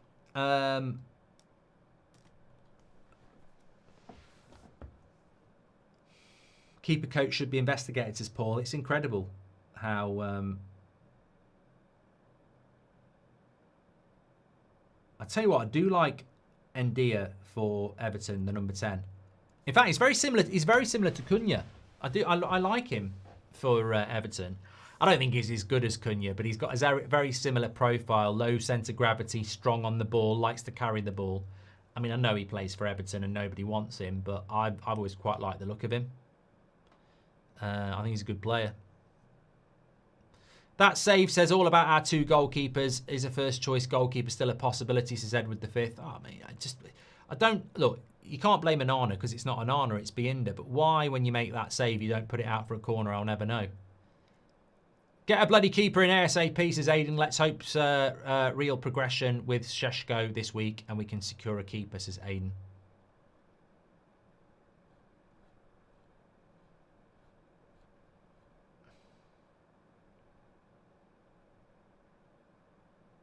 We've got a poll up on Twitch if you want to get involved in that. Cesco or Watkins, says Thomas. I think you go with what the club wants, don't you? Long ball by Binder here. Didn't want to pass out from the back. I tell you what, Mbeumo and Cunha are swapping a lot. Mbeumo's up front at the moment. So you can see that interchangeability. I like Ndia. Really do.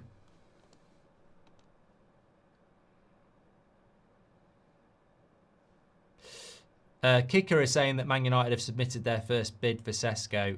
Kicker, as far as I remember, are an average German outlet. Man United has submitted their first offer for Cesco. It's in the similar region as Newcastle offer. Both offers are not yet sufficient for Leipzig, but they provide a good basis for negotiations.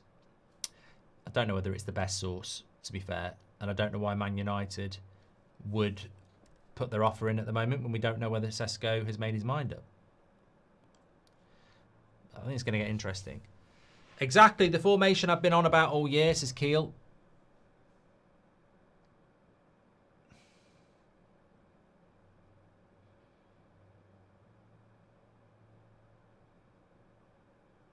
There's something a little bit disorganised about this team at the moment. 81% of you going with the United win. I don't think United are going to bid until we know Cesco wants to come. I hope we don't sign Cesco. He's too expensive and Man United doesn't need another young striker. It would be too risky, says Gijo. It's a funny stadium though, isn't it? It's like you're in a greenhouse. It definitely suits NFL. Have you read about the Man City hearing, says Wackass? They're talking about it in October now, aren't they? I don't, that's all I heard last time. Bienda's a wall, says Miles Clark. Players kick it at him and it bounces back to them. Greetings from Bulgaria, says Georgie. Everton are in here, but good recovery from De Ligt. Yoro and Ahmad having a bit of a conversation there. Bit scrappy by Everton. They could have had a couple of goals here.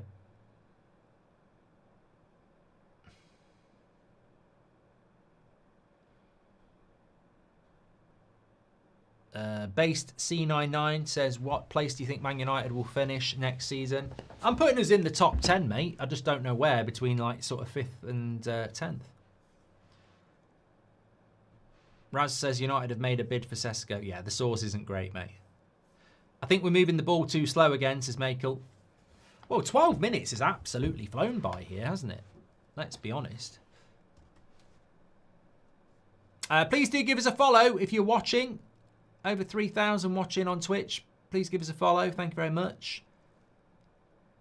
Appreciate that. That's just Leipzig warning United to bid higher, says Mario Franco.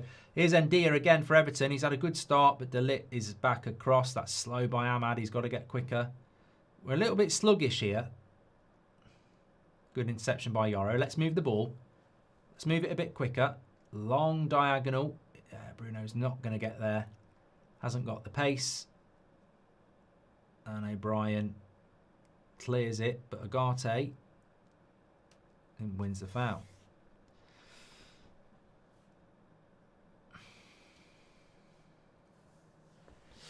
Yeah, and Burmo and Cunha are definitely swapping a lot.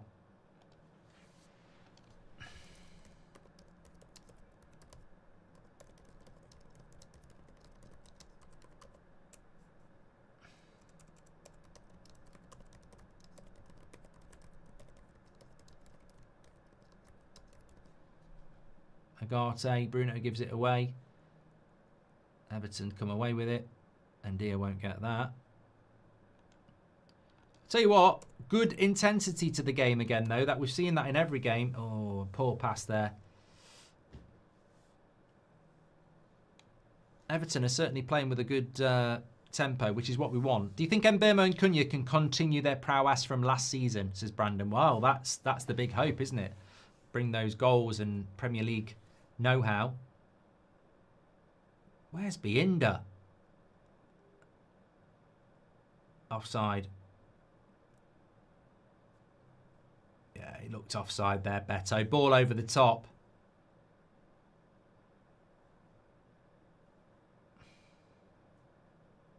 Yeah, he's miles off. He's miles off, but Bienda doesn't know 100%, does he? Crap goalkeeping. I think the defence knows he's off, but I don't think Bienda did.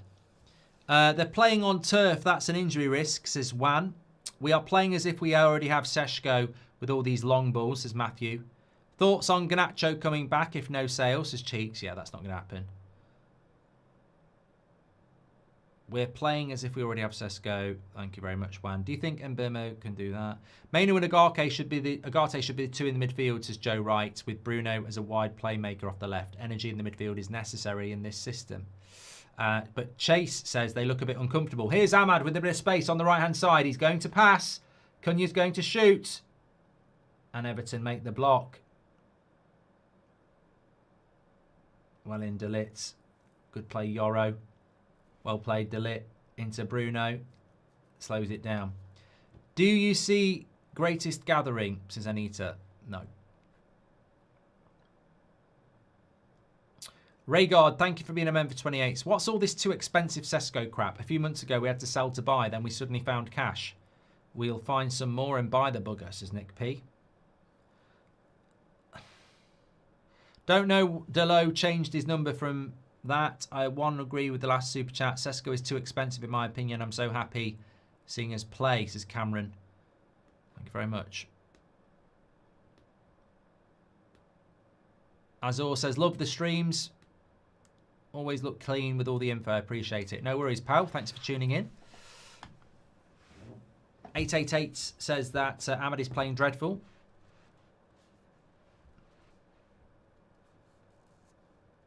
Not having a left-footed left wing back is killing the width and playing style. Odd to leave out both Diego Leon and Dorgo. Everton could be 2 up by now, says Garrett. Here's Mbermo. Gets tackled again. We've made it a bit of a slow start. Too many back passes and not enough quick forward play. A few long balls have sunk in, and that says John. I think, unsurprisingly, John, we look a little bit static in the sense of how we're playing. I think there's a... We're playing like strangers, so to speak. The midfield is a little bit disjointed, and so is the front three. Good play by Cunha there. This is when it works well. Mbermo into Ahmad. He's going to still get it. Good save by Pickford. Oh, he's given the penalty. He's given the penalty. Lovely stuff. We've got, see, a little bit of luck again. Looked a little bit soft, but it has been given. I think the referee's got it right. I do think he's got it right. I don't think you see this in the Prem. But it's again work, isn't it? Mbermo into Ahmad. That quick transition again. Into the box, up against Tarkowski. It's soft. That is soft, in my opinion. I mean, he has pushed him. It's a little bit soft. I don't think you get that in the Prem. But what I really did like was the transition again. Bruno into Mbermo, into Ahmad. And hopefully we can get... Well, look, we could have been 1-0 down here. I don't think it was a penalty. I think it looked a little bit soft. But you're going to take it, aren't you? He didn't grab his shirt. He sort of pushed his chest a little bit. I don't think you'd see that given in the Prem. But you're going to take it, aren't you? You're going to take it. So, again, third game in a row, we could be going 1-0 up. Second game out of 3 where it's from a penalty. 1-0. Bruno.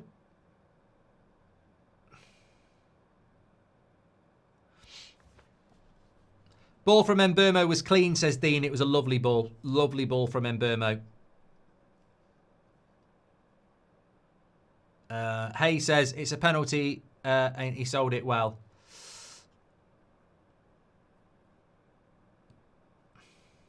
Sent Pickford the wrong way.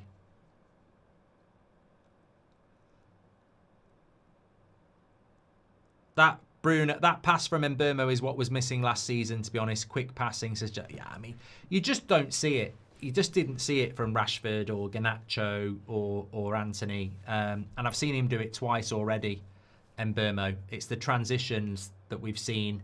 I don't think we've played particularly well in the first 10 minutes, but we've had 2 good breakaways. Actually, 3. There was another one into Ahmad. And Mbermo's been involved in all of them with a quick first-time pass. And look, of course, when you play for Brentford, they had no possession. Brentford were winning games with 30% possession. So Mbermo is used to that quick transition. He's not used to like keeping the ball and slowing the play down. He's looking to quick. We need that. We really do need that. Mbermo has football intelligence. Our 2 major attacks in this game so far started because of this, says Bees. I know Bruno's our penalty taker, but surely let the new boys have them in pre-season to boost their confidence, says Lil. No, Bruno ain't going to do that, mate. Did you see Garnacho chose Hazard GOAT in the Premier League, says Bartek. Yeah, he's full of shit. Brilliant early passes from both Cunha and Mbermo on the half turn. First time. We've been missing this for a long time, says McElvis. Why Cesco over Watkins? Only Haaland and Salah have better goals and assists than Watkins in the past 3 seasons, and Amram needs guarantee or else he's done by Christmas, says Owen.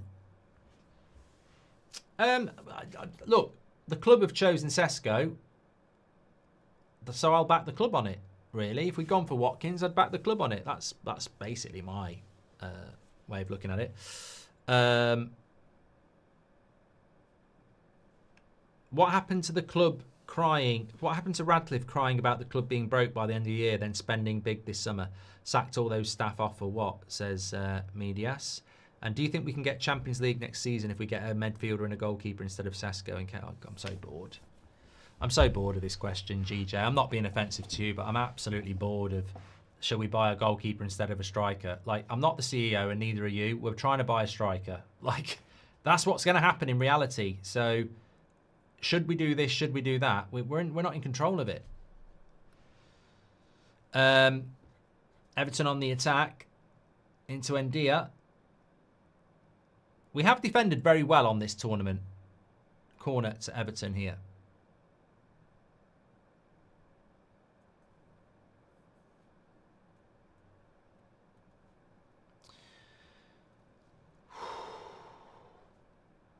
Aman says, I know it's only pre-season, but I feel you can already see why Amrim needs actual number 10s in that position rather than wingers like Garnacho.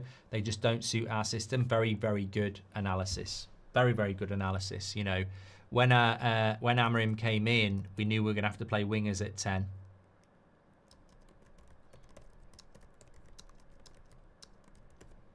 Corner to Everton. They're quite good at corners. Bienda gets a punch on it.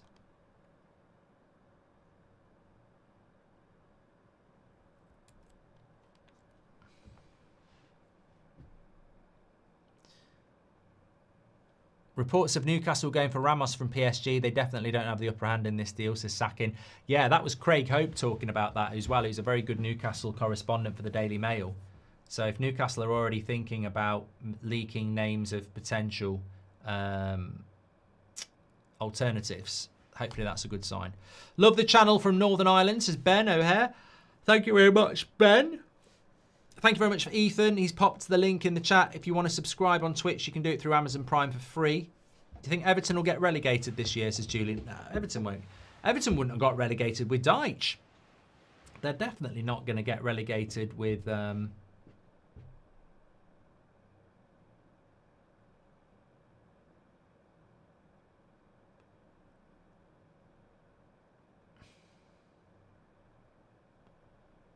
with Moyes. They won't get relegated, no. I hope one of the new teams does stay up, but no, I don't see that happening. Penchester United strikes again, says Skazza. Hey, it was a little bit soft, but there was a... Technically, if that happens outside the box, it's a foul, isn't it? We probably don't get it in the Prem, to be fair, but he does push him. Any news when the Cantona tribute kit releases, says Dean? Don't know anything about it. Colin says Goldbridge give us away. I do think Amrin will do sort of the same as Arteta did in the start and build on a strong defence and counter until we're good enough to keep this ball high up the pitch, as Makel.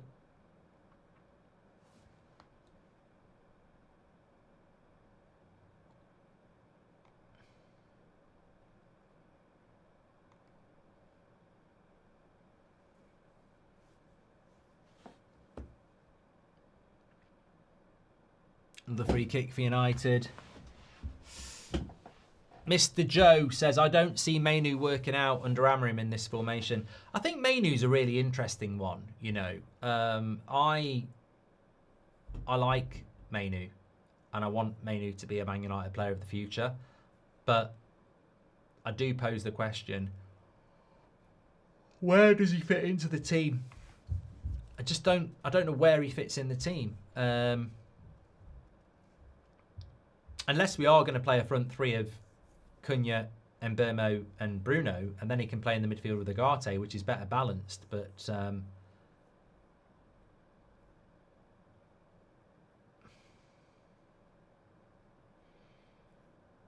it's funny how some people said Ahmad's... Lovely play by Mainu and Ahmad there. It's funny how people have said Ahmad doesn't work that well, and yet he's probably been one of our best players in this first few minutes. Won another free kick here. I think Ahmad's had a really good start. Happy to see our forwards actually pass the ball and not take random 50-yard shots, says Sakin. And putting Delo left wing back is a waste, says Andy. Surely 17 million for Lemens is an easy deal, right, says Faris. And Sean says, I don't think Bruno gets enough credit for his penalties. He has to have one of the best conversions rates. I agree, Sean. I think when you're very, very good at something, you don't sometimes get the credit for it because a penalty isn't definitely a guarantee, is it? And yet when Bruno gets a penalty, I almost think that's a guaranteed goal. We've added goals to this team, but my God, we've added football IQ, says James Clough. We actually linked to Fermin Lopez. I would cry tears of joy if he joined. I've not heard anything about it, Adrian. Reese says, Mbeumo looks like Cameron. Sorry, Reese says, I've always supported your channel. You inspired me to do content on my own team, says Reese. Thank you very much, Reese. I hope it's going well. Thank you, Threlly. Watching in Lytham St Anne's. Free kick straight at Pickford. Punches it out. Mbeumo. I thought he was going to win another penalty there. Quick feet by Yoro. And well done, Ahmad. Wins it back.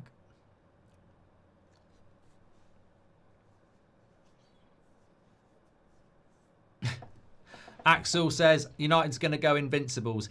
Wouldn't go that far. Mark, who would you bring for the midfield? I don't think we're going to get a midfielder. That's my feeling. Unless we can move Casemiro on. But look, I think what I will say this, right, about the midfield. We have somebody who gives us bits of information from within, and they've been very accurate. And they told us in May that Amorim does want a midfielder. Bruno with the shot. Mbeumo! Oh, block! Oh, block again. Mbeumo could have had a debut goal there. Bruno shoots. Pickford saves it. Mbeumo follows in, and it's a block twice. It could have been a goal there for Mbeumo, but 2 blocks by Everton's defence. This is where Bruno's so dangerous. You're not going to get that in the number 8 position. That's why Bruno's got to play as a 10. But yeah, look, we were told back in May that Amorim wants a midfielder, but to get a midfielder, he's got to sell someone. And Casemiro's the player that they want to move on.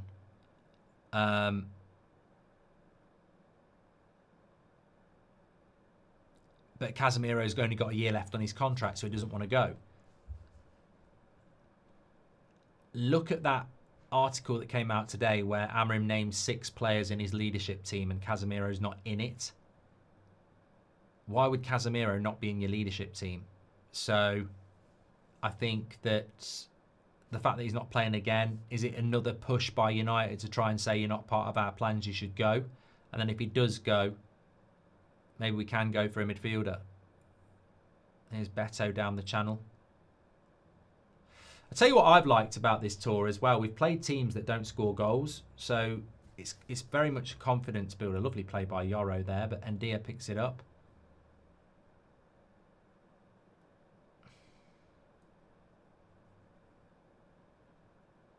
Garte goes wide to Delo. Yeah, I do wonder if there just will be one little push to get Casemiro out, and then we can go for a midfielder. Mark, we complain about young players being thrown into the team too quickly and also want to find a place for Menu in the starting lineup. It's perfect, says James. Derry, I'll try go back and read it. Sorry about that. Been a good pre-season, but is it justified still to be cautious considering it ain't the first time this team seemed good, but that when they're optimism, they pop, says Big Mal. Pre-season Perlos, we're going to finish 15th, says Serge. Jake says we're going to win the league. Yeah, we're not going to win the league. What about Alvarez from West Ham as a midfielder, says OTG. Football IQ has increased, says Clint. Less tears this season. RW Dobson says, what happened to Pies? Where is Pies? What a great comment. Legend of the chat, Pies. What happened to him? Yeah. Ethan's in there, which is great. I don't know what happened to Pies. Jason says, how much of a difference do you think Cesco is going to make? Well, it just gives you a focal point as a striker, doesn't it? Luke Shaw says, what about Yoro? David James is watching from Benidorm. Why don't we play Ahmad off the left? Here we go. Cunha. He's overhit it, but there's Delo on the left-hand side. Hasn't got a left foot, so has to use his right. Dean says, I'm happy to see Mbeumo on set pieces. He's got a lovely left foot. Do we regret selling Garner in hindsight, says Josh? I don't think we do, but I do think he was sold to get money.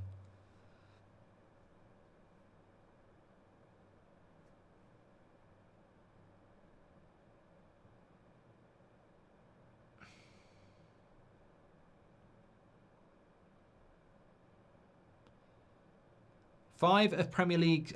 Sebastian makes a good point. He says 5 of Mbeumo's Premier League goals were penalties last season. He will lose those with Bruno. I mean, I didn't realise that. That's a fair point, you know.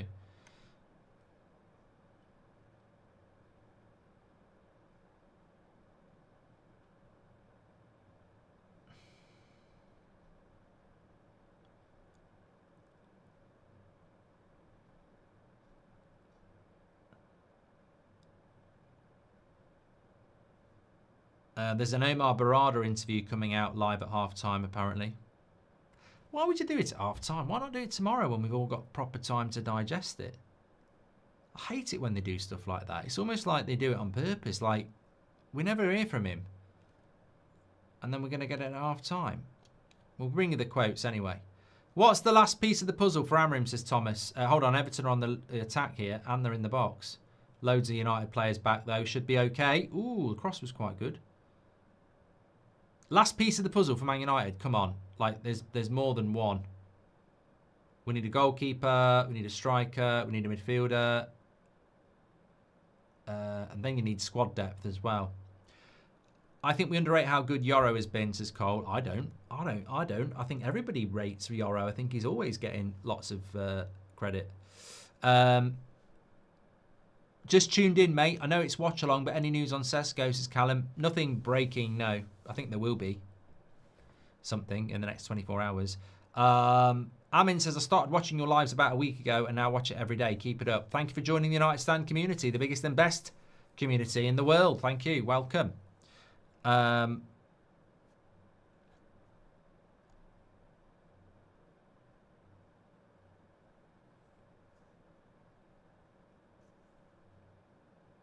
Shaz, I have one chat, yeah.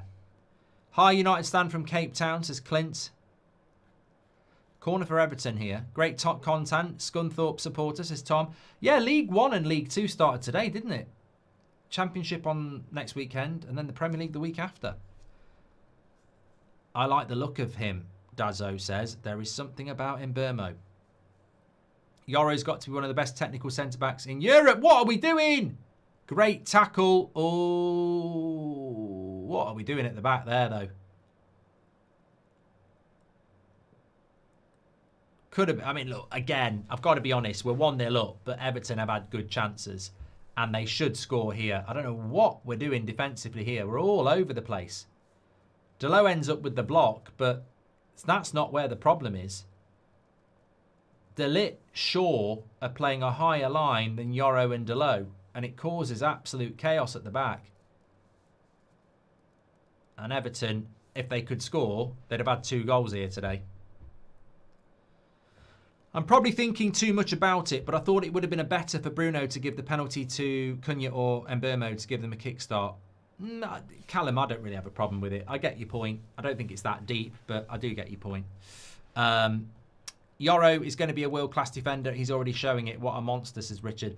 Look, my only concern about Yoro is, was there some sort of, I'm not saying agreement, but, you know, Real Madrid, that's all I'm thinking, at some point, you know, in 3 years, does he go to Real Madrid?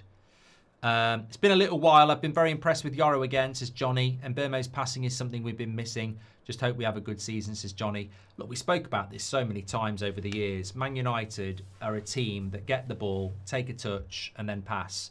So if you're the opposition, you know every time United get the ball, they're going to take a few seconds to do anything with it. Whereas what we're doing now is we're moving the ball really quickly. And that makes it hard to defend against. And if we're going to start doing that a lot more and we're going to stop shooting from the edge of the box a lot more, then we're going to be a lot better team to watch. We're going to create better chances as well. Oh, Delo on the back post again. Gets caught out. Don't shoot from there, mate. Here we go, Bruno. No, he doesn't win it. Here's Bruno. Switches the play. Shocking. Shocking. I see this 11, barring Shaw, Delo and Bienda, start until end of August because they don't expect Cesco to be in and ready by then. There's Bruno at 10 for now, says Hitton. I can deal with that. Delo, the lazy git, could get the loose pass from Mbeumo, says Aldo. Lazy git. 80 million bid for Cesco as per kicker. Yeah, I don't think it's true, Sakin. Delo at left wing back annoys the shit out of me. Dorgu needed, says Alex. Yeah, but that's probably rotational minutes. I mean, I'd rather we'd seen Leon, but I can understand as not using Dorgu. Yeah. N says, I promise you, when the season starts, people will forget how many games we've lost because of Delo. Won't forget he is bad. Melon. Really need a keeper. Anana is clear of Bienda. That's how bad he is, says Jack. Missing Dorgu. Delo is not offensive enough, says Andres. Did you see your links clip on Accidental Partridge, says Alex B. No.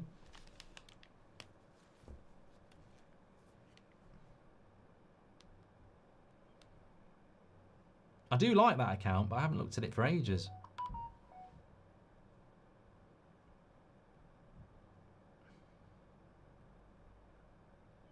I don't even remember doing anything with links.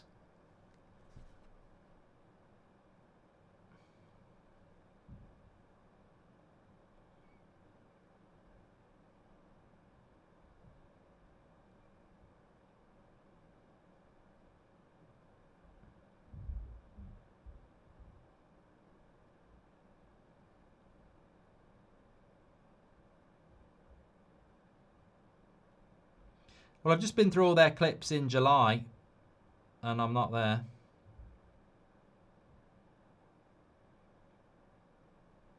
I think I've been scammed.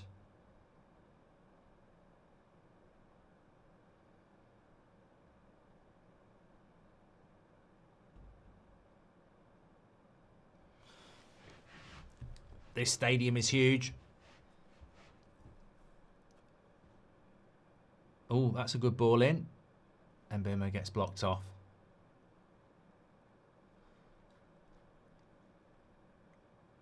Danny says, I've never understood the whole give the new boys the penalties bollocks. Could be wrong, but Bruno didn't join the team and start taking penalties. It was earned. Bruno's the slowest 10 out of all, should run, says JB. I think that is why Amorim doesn't like playing Bruno as a 10. And I think, look, it's a tough one, isn't it? Because Amorim loves Bruno, and I think he plays him in the midfield because he doesn't like his lack of pace as a 10. But I like Bruno as a 10, and yeah, his lack of pace can be problematic, but you miss out on so much of the good stuff from Bruno by playing him deeper. Imagine Cesco watching games to decide, says Ryan. Well, Newcastle played today as well. Good tackle there by Everton. Cross comes in. What a goal. Is he offside? Bruno wants it to be offside.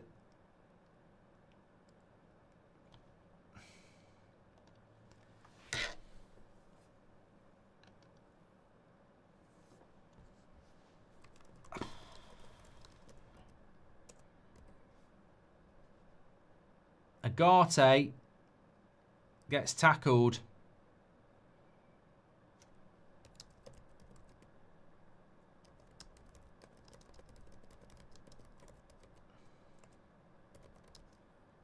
I mean, they do look offside. Is there? There won't. Is there? Have we got VAR?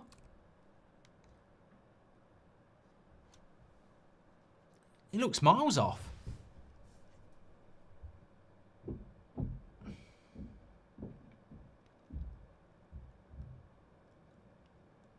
No VAR.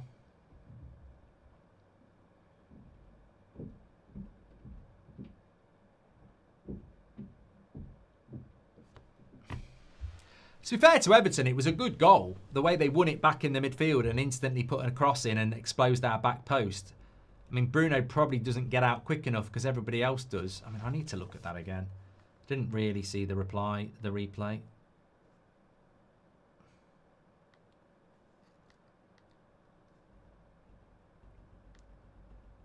Gets tackled there. I can't see how he's onside.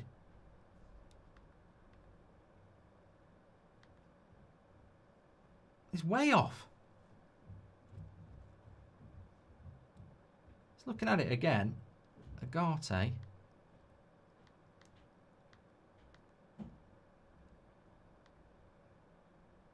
I think if you've got VAR, he's off.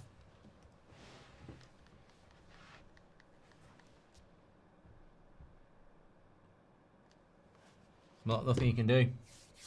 Back post again, says Dazza.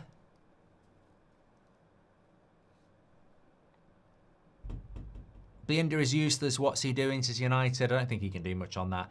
Meady's going to knife Bruno when he's not doing numbers, says Pete. Yeah, but he always does do numbers, doesn't he? Never understood done that from Danny Boys. Bruno's the slowest number 10. Imagine Cesco watching games decides, says Ryan. You're right, Mark. Only shot. Ooh! Everton nearly made it 2-1.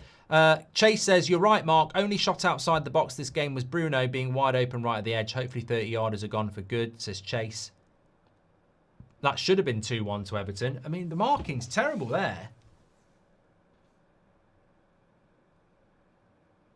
Bloody hell.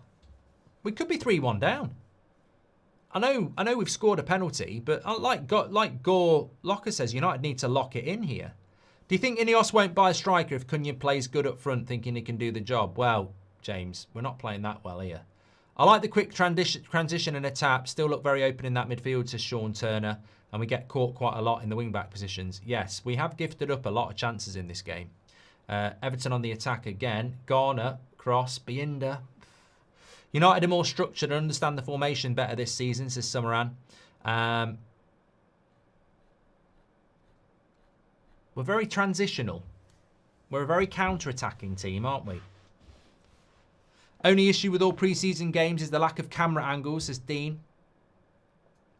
Thanks everyone who's tuning in by Twitch, by the way. I don't want to neglect you. Please do give us a follow. We are very close to 286,000, so thanks everyone who's tuning in.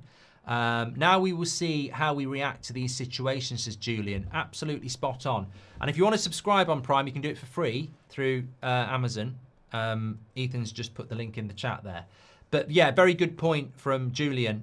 We will now see how we react, because I think on this tour, and I've always said this, we're very good when things go our way, but when things go against us, as we've seen, things start to fall apart. So this might be quite a good thing for us to react to having a bit of a setback. Like Makel said, I would like to see what we do if we go under. Django, thanks for subscribing with Prime. Legend.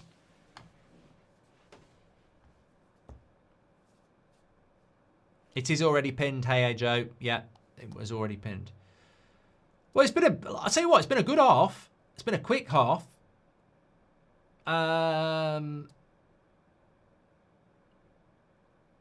We're missing a proper number 9 today, says the wheelbarrow. I think Cunha's better as a 10. James says, how are we today?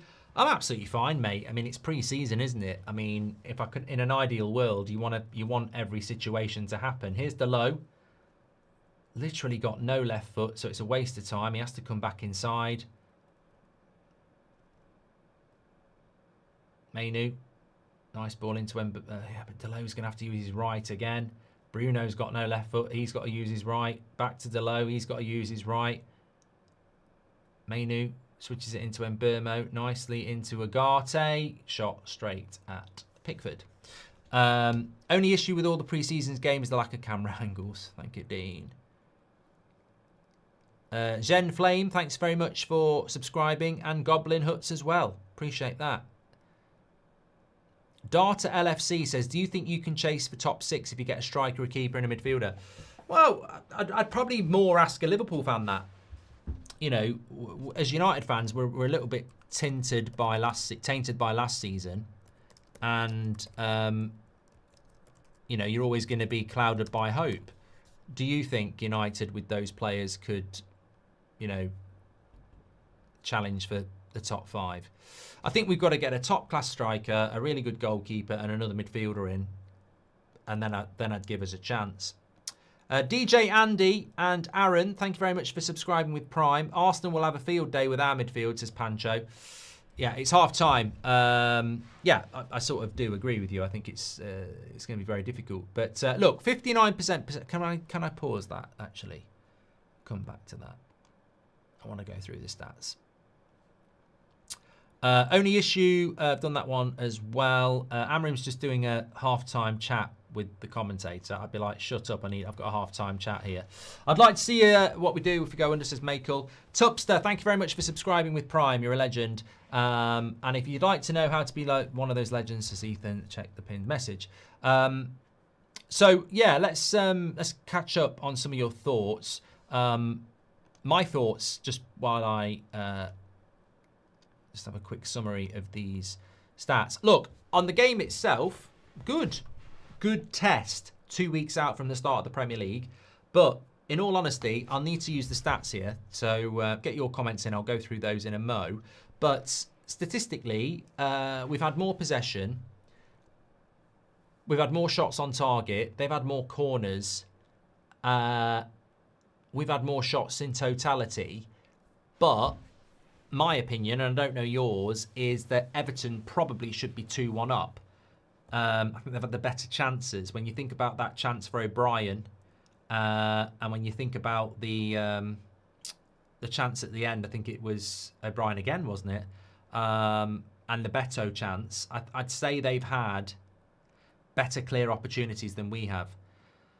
Which is a little bit of a concern, considering that our chance was, well, our goal was a penalty. I think we look like a counter-attacking team. The transitions have been the positives, but that's been it. So it feels to me like we're a bit of a counter-attacking team, and we're playing Everton.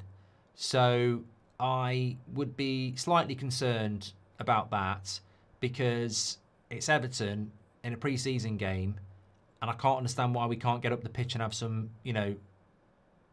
possession. Still can't defend crosses, fair point. So yeah, look, I think Everton have given as good as we have so far. Harper, thanks for subscribing with Prime. Paul Coleman's gifted 5 memberships. Improvements, yes, but control and composure on the ball needs working upon. I mean, Mojo, you've covered it in a sentence for me. That's absolutely spot on. I think we look a little bit sloppy technically. I think the fitness is there, which is better to see, but the passes are constantly being misplaced. Look, you're going to see that in pre-season because players are getting used to each other. ZZBD, thank you very much for subscribing with Prime. I also think that we have... look, I think Cunha's not in the game because he's playing as a striker, and this is my problem. Like, you bring Cunha and Mbeumo in, and then you start asking them to do something that's not. It's like bringing Mata in and putting him on the right wing. When we got Mata, I was very excited that we were going to play Mata as a number 10, and we played Mata as a right winger. So Cunha for me isn't in the game enough because Cunha should be where Bruno is. But I don't want Bruno where Mainu is. So we've got 3 people. We need a striker in that team, and one of them needs to go to the bench. So I don't like the front 3, even though they have combined at times because they're good players. I don't think structurally it works. You need a striker in that team. And I think Everton have found it quite easy to deal with us apart from the penalty. We're not causing them enough issues.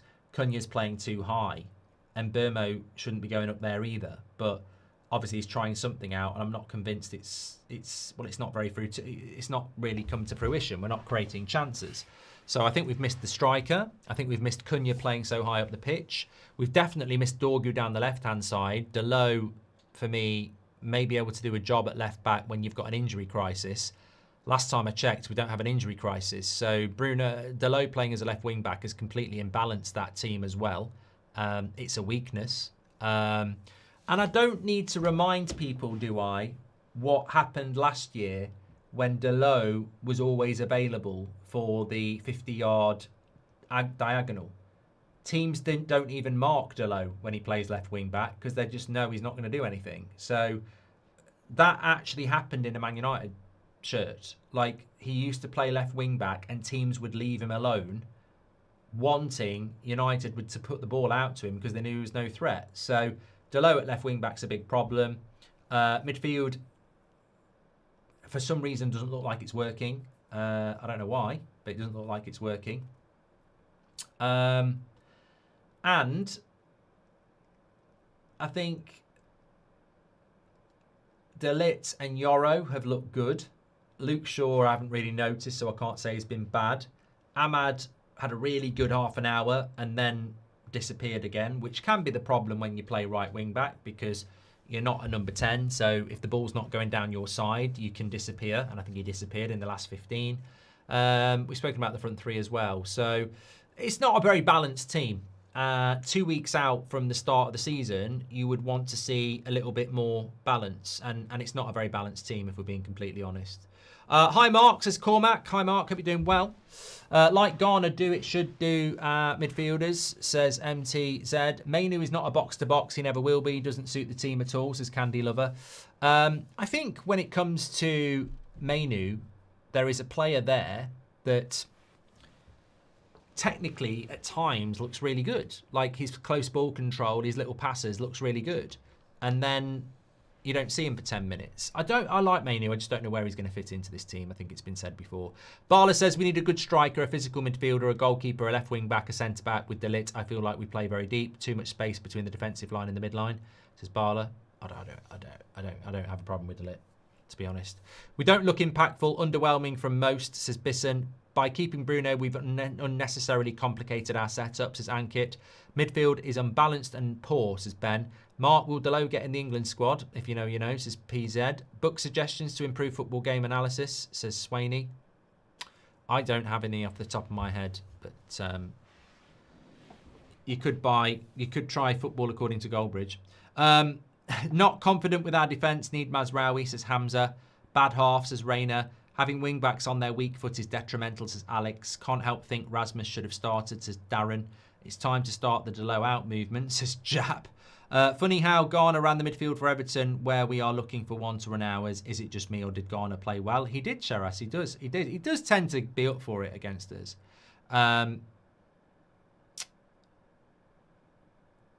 MTZR says, the big problem is the first pass. Beanie, thank you very much for subscribing with Prime. Appreciate that. It does at least look like we are more systematic rather than moments, but haven't coped well when Everton pressed, which is a worry, says McElvis. I think if we are systematic, it's transitional and it's counter-attacking.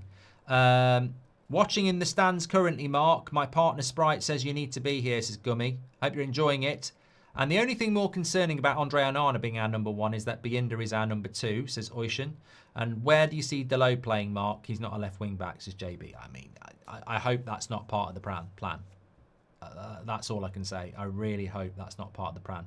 Paul Coleman's gifted 5 memberships. Right, have we got these quotes? Let me have a quick look from Barada. We've certainly got a quote coming in from Amarin. The attack is good. This is Amarin at half time. The attack is good, but you can feel that it's not a continued offence with a lot of control. We're struggling with long balls and second balls. Our team is smaller compared to them.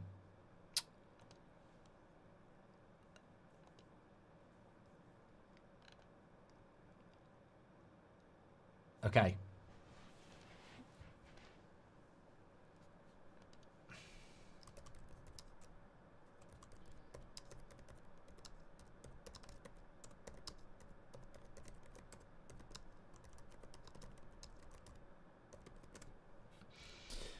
Wilkie Wilco, thanks for subscribing with Prime. Appreciate that.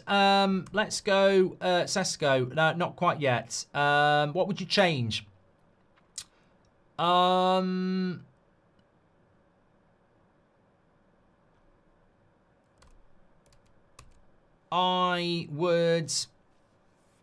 would bring Rasmus on or Obi on, put a proper striker up front, pull Cunha back into the number 10, and as amazing as it sounds, if you want to keep Bruno on, maybe put him in as a midfielder. Look, ultimately, you've got to go Mbeumo and Cunha behind a striker. That's what I would do. I'd get Dorgu on at left wing back. I'd put a strike. Look, if we want to win this game in pre-season, I mean, it is pre-season. Maybe he's like, I can't be arsed. You know, I don't know. But if we want to win the game, and surely it's an opportunity to turn a game round in pre-season, I put Rasmus up front, I put Dorgu on the left, and I move Bruno back to the midfield, and I take Manuel Ugarte off. That's what I would do. I mean, I don't want to put Bruno in the midfield, but I can't take Mbeumo or Cunha off, so... And he won't take Bruno off, so... Everyone should calm down. This is what pre-season is all about, ironing out the kinks, says Chris. Very positive. Very positive, Chris. Let Dorgu play, says Asidi. Butcher261 says, all we need is Dorgu when we win. Only had one eye on the game. What's with Cunha at the 9, says Ducky. I think we're just trying something out. I don't know whether I like it, though. My missus wants an open relationship, says Vamos. Is Vamos not goodbye in Spanish? Like, that's what you should be saying to her. If she wants an open relationship, I'd say, here's something that's open. The door. Now open your legs and do one. I feel like Amorim is experimenting, seeing what works and what doesn't, says Patrick. This squad has had issues with consistency for a while. Shouldn't be surprised when we struggle game to game. Patrick, there is no doubt that you've made another great comment. I expect nothing better from you. But, Patrick, we spoke about this before the game. Whilst I agree with you that Amorim is trying and experimenting with new things and to see what works and what doesn't, do you think now is the time to be experimenting when last season they didn't understand his system? I don't mind experimenting when they understand plan A, because experimenting is let's try plan B and C. But when you haven't mastered plan A, why would you start experimenting with plan B? And that's my problem. I would rather we just focused on what the positive, on what plan A was first. But I agree with you. He is definitely experimenting. This may be a stupid take, but do you think Ruben has chose this disjointed team to create a scenario to see how the team copes when things aren't going their way? Maybe training them to dig themselves out of the holes they create, says Daniel. It'd be nice to think that we're doing that. I don't know whether that is the case. Inverted wing backs. Look, whether it's by design or not, Daniel, I do agree with you that it's good that we've now got to respond to a bit of a setback, because that's going to happen, and we really struggled with those last year and in previous years. Is he experimenting because he knows he won't get a number 9? Just dead. Well, that's the fear. I mean, hopefully that's just an irrational fear, but that is the fear. Inverted wing backs and non-inverted wide forwards, says John Taylor. Martin, welcome to the Members Club. Thank you very much. Yoro is good. So is the front line. Sick of the midfield, says King Eric. I don't think the front line's good. Eric, I think they're individually good. I don't think it works. I don't think we're doing anything with that front three. We need a defensive midfielder ASAP. Both goals conceded on the tour have been caused by Ugarte, which is not a good sign, says TJ Sherman. Speaking of Bruno, I know we're a whole year from a possible departure, but when should the board start to discuss a life without Bruno, says Jens. Well, I saw Ben Jacobs say that Bruno wants to stay in England for at least another year. If that is true, then we should have sold him this summer, because if he's not committing for 3 or 4 years, why bother? Thank you very much. Manu is doing well. Bruno is losing the passing, says Akil. Thank you very much, Akil. Left side of the pitch looks dead, says Arjun. Fair point. The middle and the 10s are suffering from no striker, says Malik. And selling Bruno could have been our Coutinho moment, says Ali. Do you think Diallo can play right wing back long term, says Sly Cooper? Well, that's going to be the plan, isn't it? There's a few things in that team that have to work, isn't there? Bruno in the midfield. Cesco up front, hopefully. Ahmad as a right wing back. 45-minute run for Mbermo. That is what the first half was. Striker on, drop a midfielder, add Dorgu for the balance on the left, says Eno. Mark Manu should never play that deep. He completely vanished. I'd choose Casemiro in that position over him, says Fawuni Pat. Sam Goldie, thank you very much for joining the Members Club. Manu and Ugarte are playing too deep, forcing Mbermo and Bruno to drop into the midfield, which pulls Ahmad in, making it too narrow to play the right edge, says Jason. Can you call my friend Vinny a prat at the stadium? Also, Shampers, says Rahul. Ornstein updates 80 million off of Cesco, says Declan. No, he doesn't. Thank you very much for that. Goldio says, keeping Bruno and signing 2 number 10s makes no sense. If his plan is to play Bruno deep all season, we are in some deep shit, says Goldio. Lack of midfield is getting other positions players tired, says Fuji. Nice to see fans aren't being over the top. Oh, wait, says Ben. Yeah, but Ben, in defence of being over the top in pre-season, I actually think you're in the minority if you sat there going, look at fans being over the top in the pre-season, because all last season when we were getting beaten by everybody, Dorgu's coming on, we were talking about how give Amorim time, give him a pre-season. Now we're in pre-season, some people are saying it's only pre-season. The pre-season's really important. We've only got 1 pre-season game left. We're not where we need to be. The pre-season is really important. So it's not people being over the top. It's just some people sort of like going, you know, we probably need to be a little bit better. What do you think Cesco is thinking of this game, says Malik? Well, if Dorgu's coming on and Mbeumo's going off, that means Delo will go right wing back and Ahmad will go to 10. That's my perception on that. Let me have a quick look.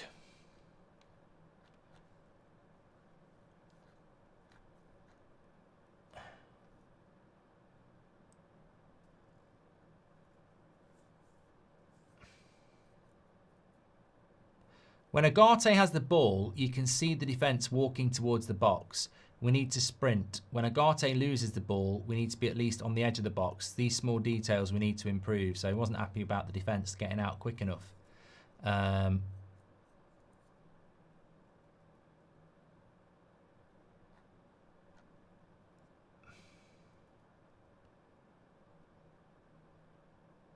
Looks like we're going to stick with Cunha up front then. Dorgu the only change. And it will be Mbeumo coming off, I think. Yeah, Mbeumo off, Dorgu on.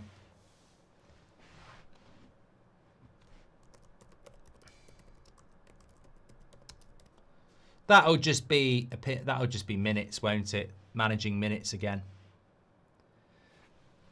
Yeah. Right, let's get the timer ready here. If you're watching on YouTube, please do subscribe to the channel, bottom right-hand corner. Really appreciate it. We're very close to... I'll tell you in a moment because I'm just waiting for the ticker to come. Please do give us a follow if you're on Twitch as well, please. Thank you for everyone who's tuning in. Appreciate that. Ahmad's ready to start the game for the second half.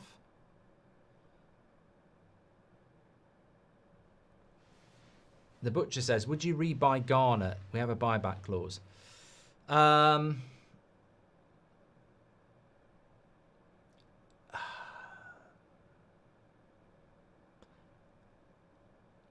don't know, is the honest answer on that. It's a hard thing to go back, isn't it? Yeah, we're 100 followers away from 286,000 on Twitch. So please, if you've not given us a follow, click that follow button. Thank you for everybody who's tuning in. And as Ethan says, if you want to subscribe and be a subscriber, you can do it for free through Amazon Prime. Everton on the attack again here, but, well, they've still got it.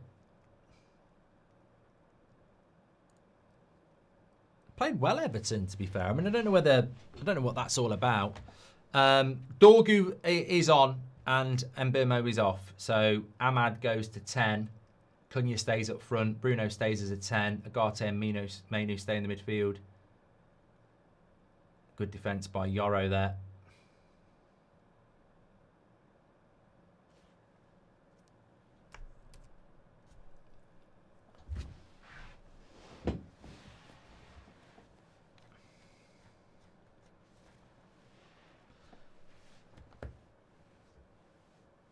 For the system to work, we need to have continuous possession high up the pitch to get fullbacks up the pitch. Number of times we counter and cause of the formation, no numbers up front, says Nurse. I completely agree. I think it's we're definitely playing very counter-attacking here. We've had more of the ball, but not in the final third. Our penultimate pre-season game, and Mbeumo can only do 45 minutes. This is why you need to get the deals done quicker, says McAlvis. Another corner for Everton. Agate has been tasked with playing a holding role which he isn't suited to. I'd sympathise with him regarding that, says Essie. Delo on the right and he's still shite, says Aidan. AFC Harford, welcome to the Members Club. Not looking after the ball well enough, Mark, says Grassroots to Greatness. Putting Bruno in at 6 will help much during the build-up. Well, we haven't done that, Romano. A two-man midfield will never work in the Premier League. Always outnumbered, says Paul B. Never control a game, never compose. The problem is quantity, not quality. It's not Mainu or anyone else. It's numbers in the midfield. And they're in again, Everton. And there was an offside that time. Anyway, from Tarkovsky's save. Rashford benched Watkins last season and we pushed Rashford out the door. Why would we go for a guy not as good as someone we didn't think was good enough, says Hollywood. I'm glad we're being exposed in pre-season rather than the league, says Swallow. Right now, it's still all about identifying those issues now rather than later. Yeah, I mean, Mother Moy and Link Oneo, thank you very much for subscribing with Prime. Hey Mark, hope all's well, says Super Smash. Had to step away from watching football for my sake and haven't tuned in much recently. Is there still hope for next season? There's always hope, mate. There's always hope. But it sort of fills in with what Swallow says there about being exposed. The more we see, the more issues we see, now is the time to solve those issues. I mean, look, we still need a bloody goalkeeper. Like, that will make a change on the confidence of the team, but I don't think we're going to do it. Look, Agate again in big trouble.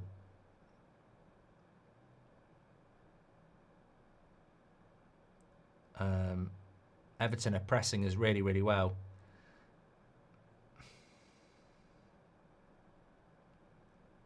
He's having a bad game, Agate. I'm not going to lie.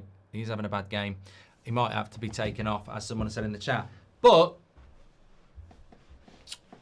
I said a couple of weeks ago, we're not ready for the start of the season. And then we went and beat West Ham and Bournemouth, and people started talking about, you know, top 5.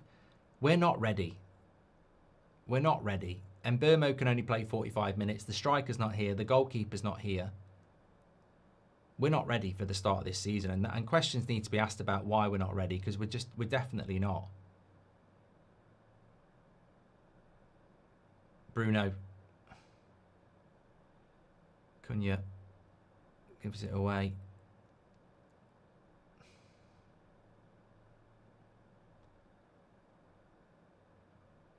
Play the simple pass as AFC Harford.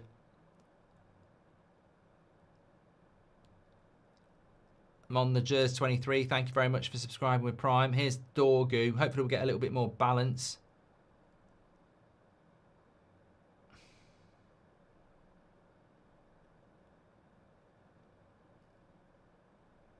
Garfield says, do I sense negativity, Mr. Goldbridge?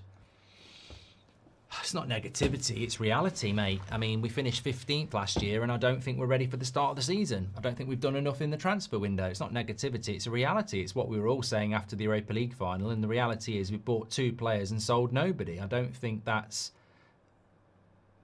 being ready, is it?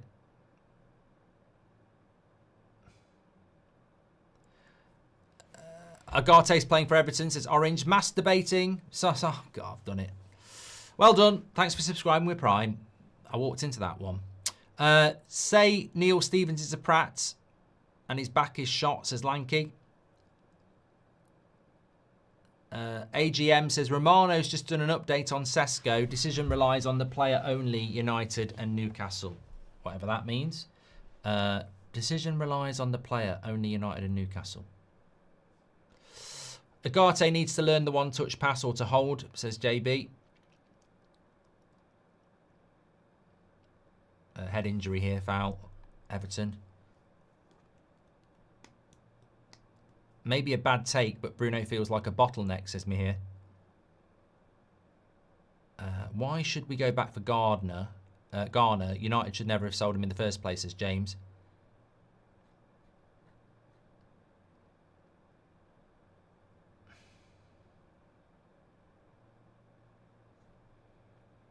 Square pegs, round holes. Things never change, as the wheelbarrow. Tanush says, you look disappointed. Why is that, if I may ask? You know what it is? Well, probably what everybody else. Look, we're all creatures of habit, and you know, beating Bournemouth the other night was quite a positive, and I think in this game I've probably been more impressed with Everton than us, so that's a little bit disappointing. It's not the end of the world.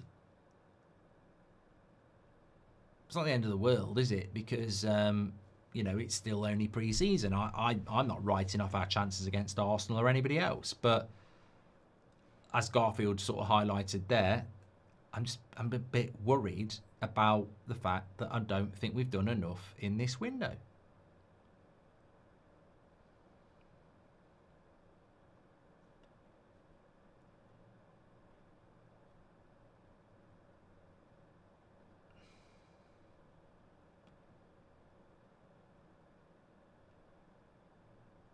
Everton's passing and speed just seems a little bit quicker than us at the moment.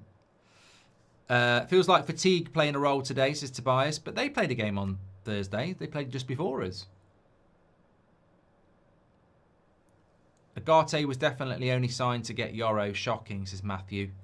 So even if Cesco doesn't get signed, doesn't that mean that Hoyland will be third choice, number 9 behind Cunha and Mbeumo, says Abraham. I don't know about that. I don't think that's the case. JB says they skipped passing to Agate. Look, Amrin might not have picked Rasmus today to sort of like say, look, you're not my second striker. You're not going to get... It's harsh. It's very harsh, but he may not have picked Rasmus today to sort of like go, you're not my second striker. Even if I get Cesco, you're not going to play. That might be, you know, tough love, i.e. get out. Accidental Partridge was on their Instagram, says Alex B. I'll have a look. I think Everton did not have a great transfer window either, but it's surprising to see them play better than us after all the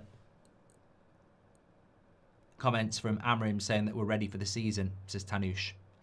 Globetrotters gifted a membership. Thank you very much.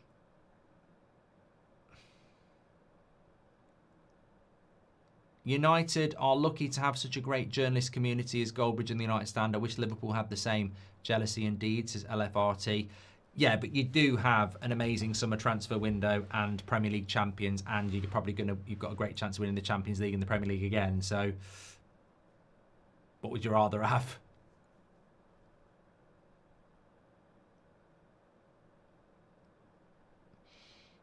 Well, he's making subs here, and I don't think one of them's Rasmus.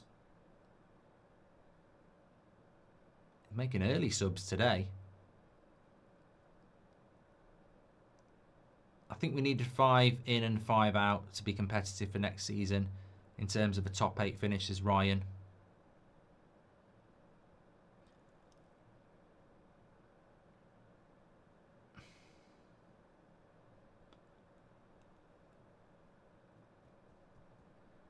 Castle says we can't go with Bruno and Agate in midfield all season. I mean, look, Amo Franco, thanks for subscribing with Prime. I mean, look, we've spoken about this so many times. And Corey says we may need to have a chat about Agate. We've spoken about this so many times. And it needs to keep being spoken about. Games are won and lost in the midfield. And our midfield, I can't construct a midfield for Man United that is going to cause Chelsea, Arsenal, Liverpool, Man City, Newcastle, even Spurs, Villa. They've all got better midfields than us. And you can probably tell me more as well. You know, you can't neglect the midfield, and we keep neglecting the midfield. It's such an important area of the pitch. Heaven and Mount are coming on here, and Maguire. So I'd imagine it will be De Ligt, Shaw, and Cunha. Or Bruno. No, Bruno's staying on, of course. I'm not coming off. Shaw, yeah.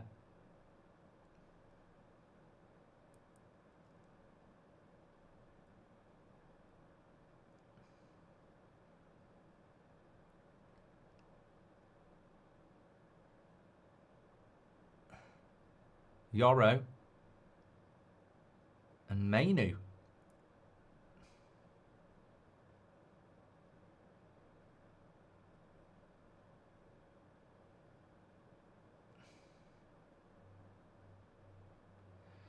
Well, Luke Shaw going off makes sense. Give some minutes to Aiden Heaven. Yoro for Maguire, not so sure about that. Mainu for Mount, not sure about that. But, you know.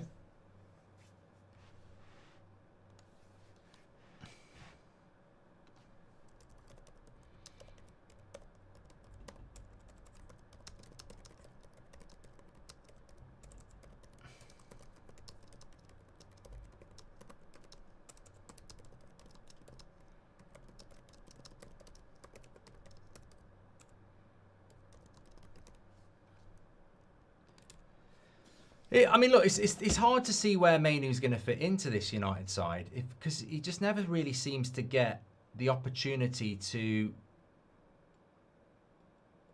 That was nearly a great goal by Everton, but I think it was Beto ruined it.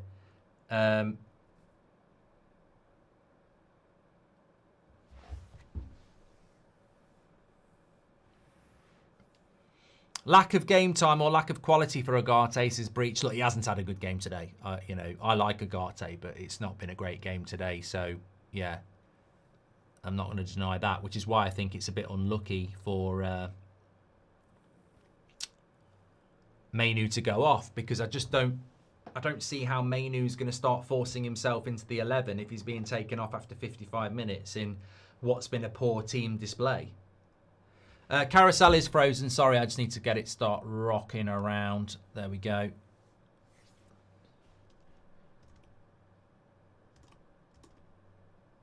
Only 100 followers away.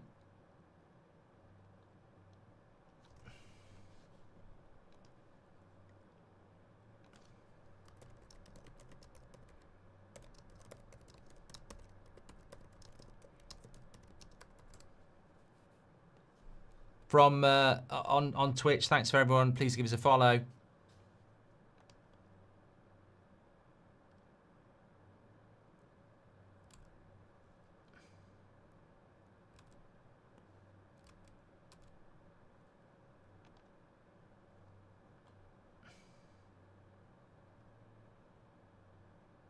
Interesting comment on X from Swedish Rumble saying that the players are clearly worn out.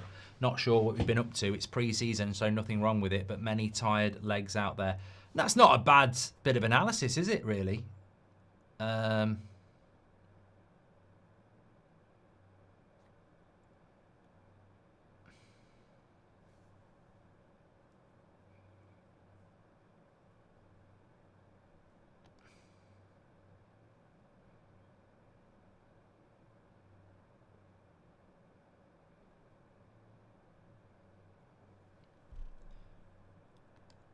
Everton going to make a few subs now.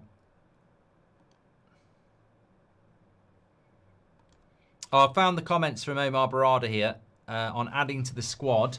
We have to do a lot of multitasking. We have a team back home led by Jason, the recruitment team that is working around the clock to ensure that we continue to find opportunities to strengthen our squad. There are lots of late calls and early morning meetings to make sure that we stay on top of it, says Omar Barada. So it sounds like we're being active at least.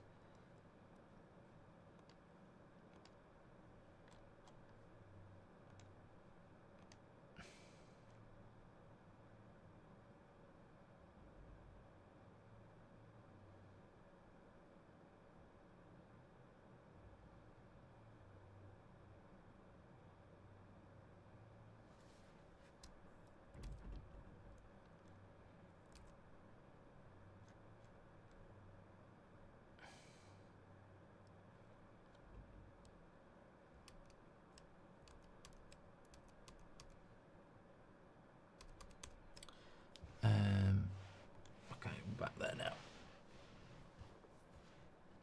now. Brunk, Huss and Troy, thank you for subscribing with Prime. Leather Daddy says, I sure hope it's because Amram is pushing them hard in training. Yeah, I mean, look, I've got to be honest, you know, this is why we do this community, reading things and, you know, learning and not questioning and challenging and, you know, discovering. And I honestly hadn't thought that is that an excuse? It could be. Are we just tired?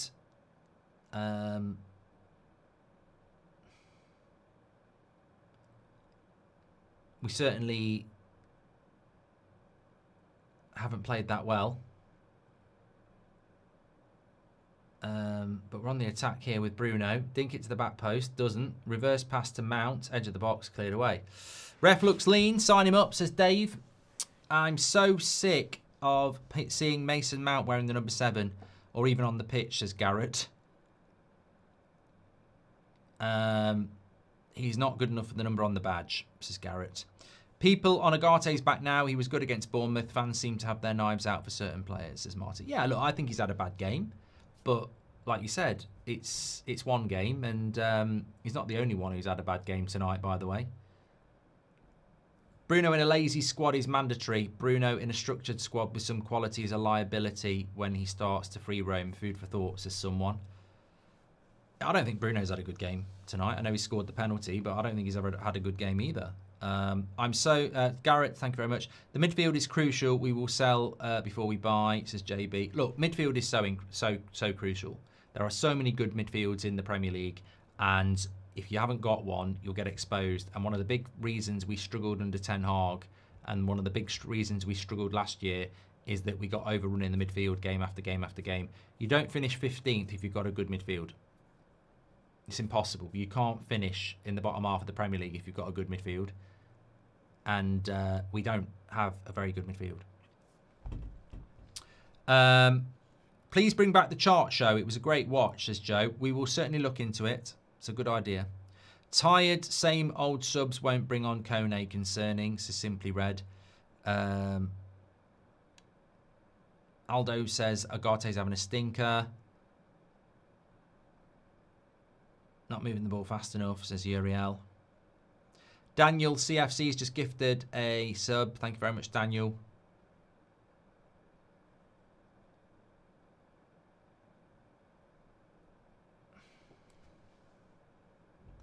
We're not losing, though.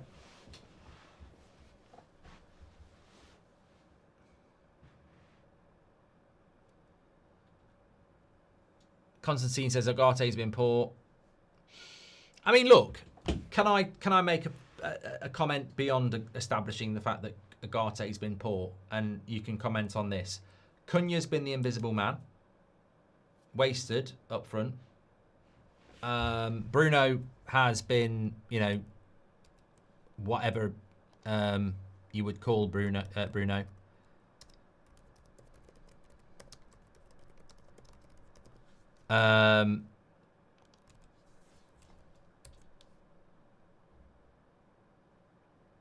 Delo really hasn't done a lot either. So there has been some... Look, Everton have just played a lot better than us.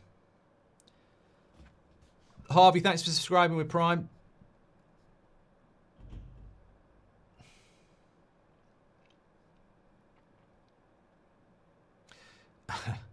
SJV says, Bruno started wandering out of position again. I'll drive him to Saudi. Would you ever bring back joint watch-alongs, Mark, says Joe. I don't know that we ever had them in the first place. Heaven's just gone down with a head injury here. Are you still believing in Ruben, says Simply Red? No, it's pre-season and I've given up. Of course I am. I'm backing this manager. He said before the game that he wanted to try things out. All I would say is they haven't worked. And I'd rather we were trying out the team that's going to play against Arsenal in 2 weeks' time at the start of a very important season. I'd rather we were learning to walk before we're trying out to run. But, you know.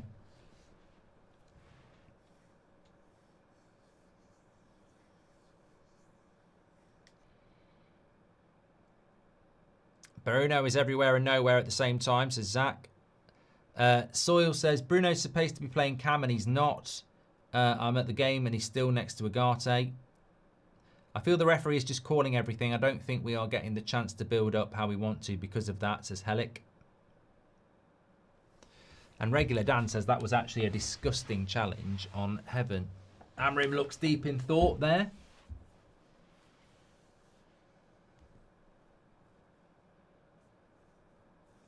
Would a playoff like the IPL or the Championship be a better culmination of the season for the Premier League, says Sahaj? No. No, the winner wins it. Chio says Bruno's the problem in this team. I mean, Bruno is definitely playing as a 10. No, Bruno is in the midfield now. Mount's playing as a 10.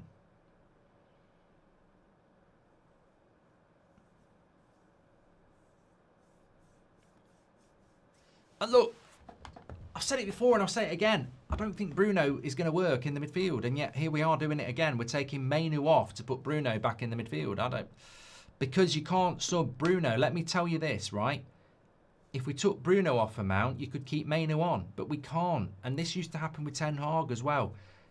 Bruno can't be subbed, so Mainu has to come off. And Bruno has to go back in the midfield, and this is a problem.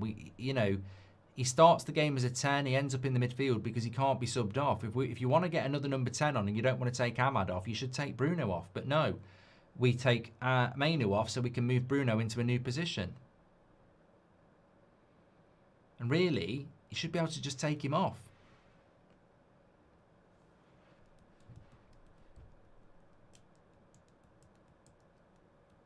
Louis says, I know a dude who thinks he found the one, but his girl used to sell box. What wingers do you think will sign next season, says Jamie. Go! Mason Mount, good goal. Good. Wow, to be fair, good goal. Very good goal. I mean, I was sort of responding to that chat. T. Garrett's in the bin.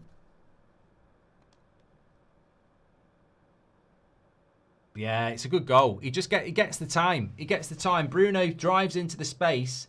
Another assist for Bruno. A lovely finish by Matt. It's just a good goal. You can't fault it. Bruno drives into the space from the number 8 position. Plays it into Mount in the number 10 position with the number 7 on his shirt. Scores a good goal. It's a good goal. You can't argue about it. That is a good goal. Very good goal. Took us by surprise, but a good goal. And look, you know what though?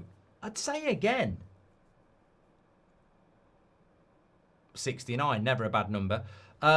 69 minutes. I'd say again though, like, even with that beautiful finish, like Efimi says, even with that beautiful finish, and Donny says Mount's class, we've just spent £127 million on 2 number 10s.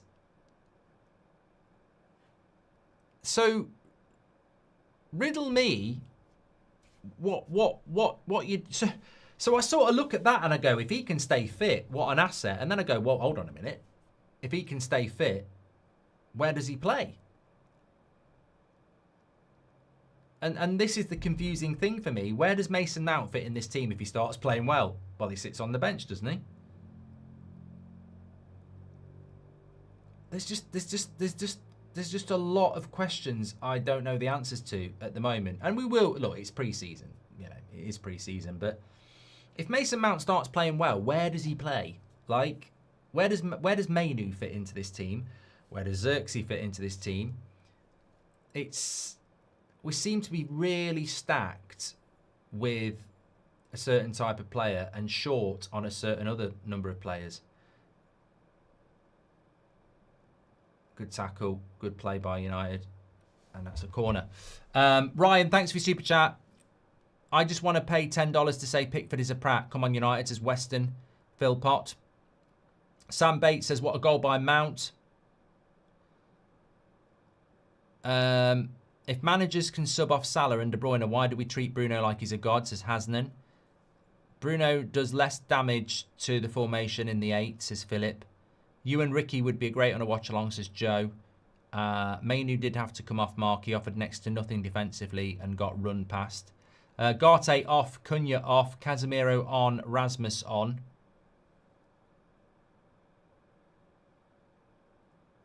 Rick says, how did Mbermo play? Look, I thought Mbermo was sporadic, but good. Dorgu, you never should have had a shot from there, mate. That's wild to try and control that from that far out. Bruno or Mainu doesn't work in the midfield, says Castle. I'm shocked to see this performance. They play like they're playing football for the first time. We are winning, Kev. 3 out of 3.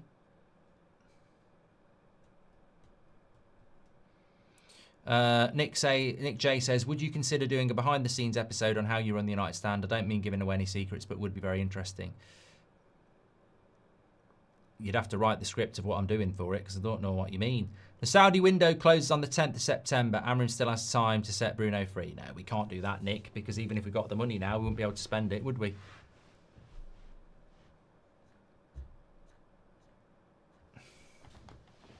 So Casemiro next to... I mean, look, answers on a postcard what our best midfield is going to be against Arsenal, by the way. I don't actually know.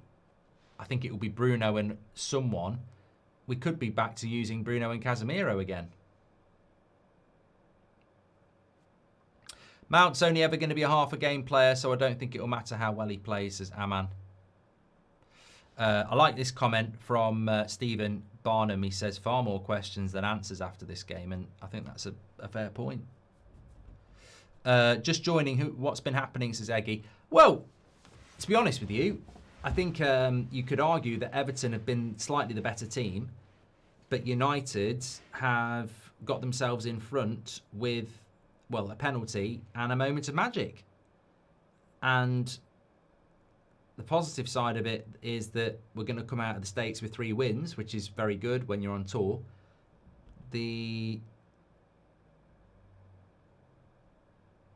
As Stephen said, though, have we come out of it with a style of play that's starting to blossom and an idea of what our best 11 is? And I certainly don't think we've come out with an idea of what our best 11 is. I think we've played better football than we did last season. Oh, lovely play by Ndia. And Bruno, that was really naughty.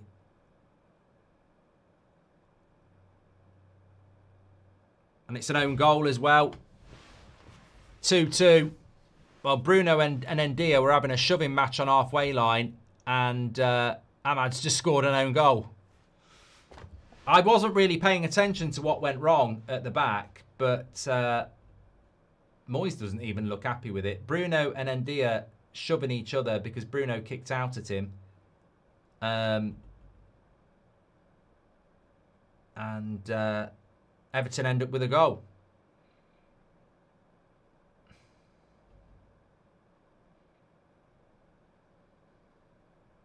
They're all right now. Scrappy goal, probably in the context of the game, only what Everton deserve. But I've got to say, I was more looking at Ndia and Bruno, which is what the cameras are doing here without showing us what actually happened. So Ndia wins it away from Bruno. And Bruno that's bad by... Bruno would get a red card for that in the Prem. Nah, the goal's lucky. The goal's lucky, and Ahmad makes the tackle, but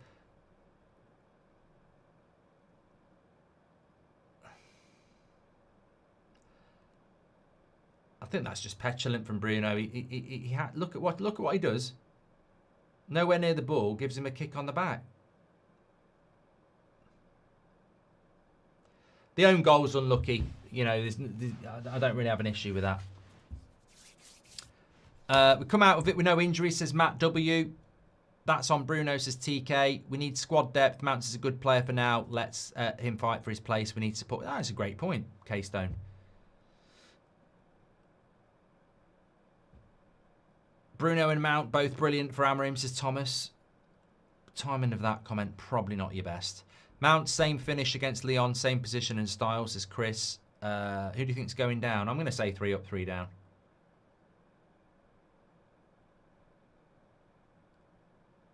Finding ways to keep Bruno will kill us or cost us, says Love Hate Games. Thank you very much for that. Brody Sim, thank you very much for joining, being a member through Prime. Subscribing through Prime, sorry. Appreciate that. Take the captain's armband off Bruno for that, says Leather Daddy.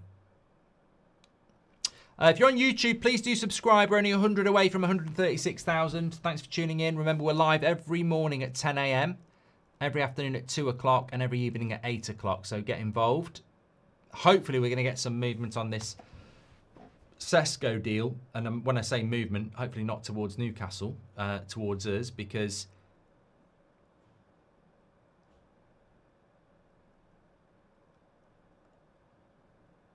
I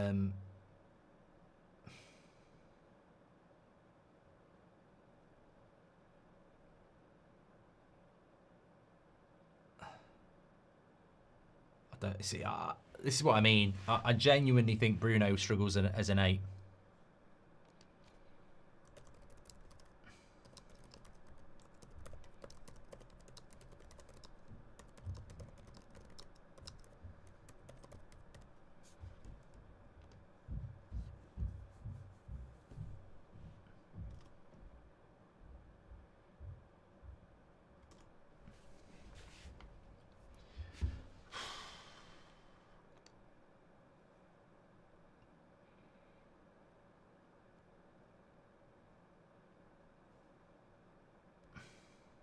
Fabrizio says, Benjamin Cesco will very soon make a decision on his next club. This story won't be too long. Are we saying tomorrow? Monday Madness.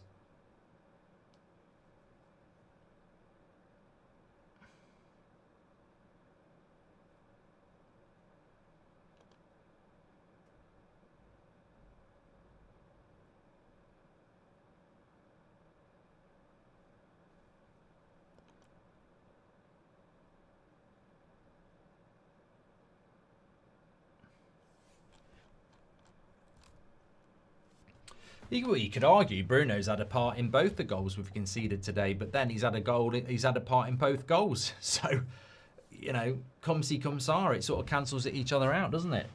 In a sense.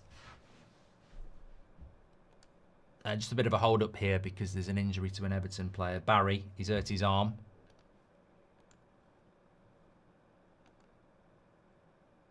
Who do you think Man United will sign apart from Cesco? Says John Celtic. Brody, thank you very much. I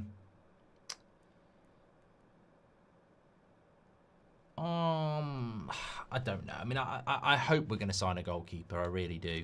I don't think the goalkeeper thing has been massive on the tour because I don't think we've conceded that many chances. I mean, Tom Heaton did quite well, didn't he?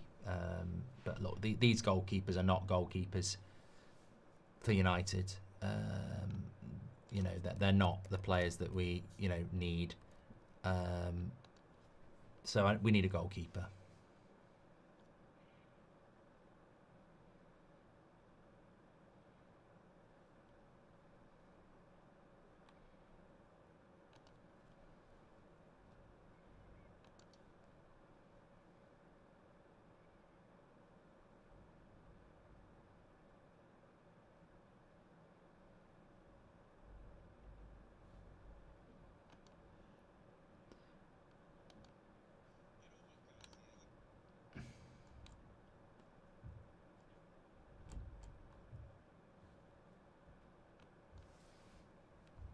So throw in.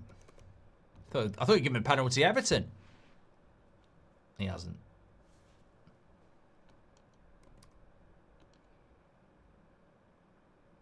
No, it's 2 Evertons collide together.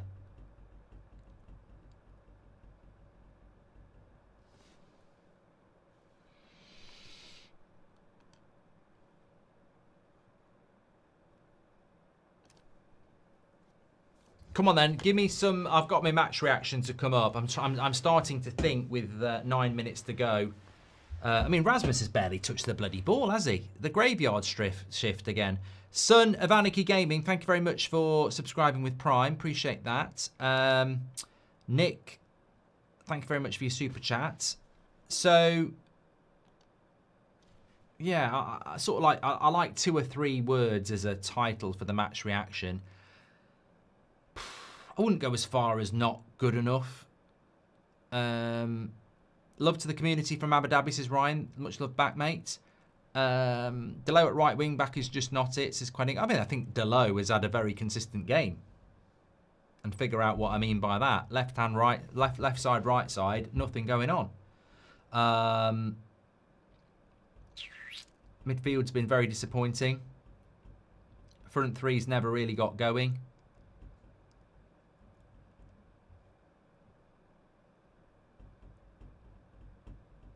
Yeah, it's we can't hold out against anybody, says Constantine. Once Garnacho goes, can we get a goalkeeper and a midfielder, says Ryan.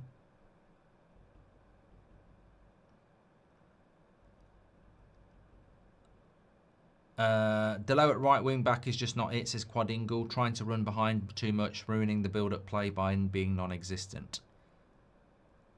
Bruno, good penalty, pass to score, but cost us 2 goals, says JB. Why the hell didn't we cash in on Bruno, says Alan. Red Devil Jeffers, thank you very much. And Pennybridge. Ball over the top. Maguire makes a good tackle. We can't do the simple things, says Makel. Besides the bizarre goal, I think it's good if we come out with 3 wins because we definitely would have lost these games last season, says Charles. We're not going to get far with Bruno as captain, says Chio.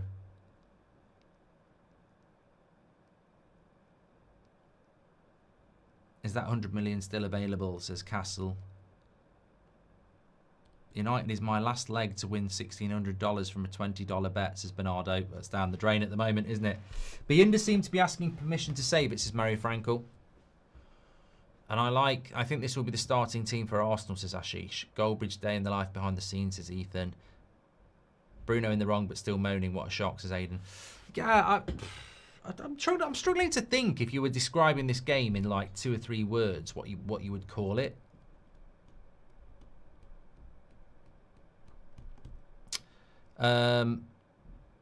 Godly Bear 42, thank you very much for subscribing with Prime. Not good enough. Disappointing. They seem a little bit harsh. Work to do. Yeah. Disjointed. Definitely more questions than answers.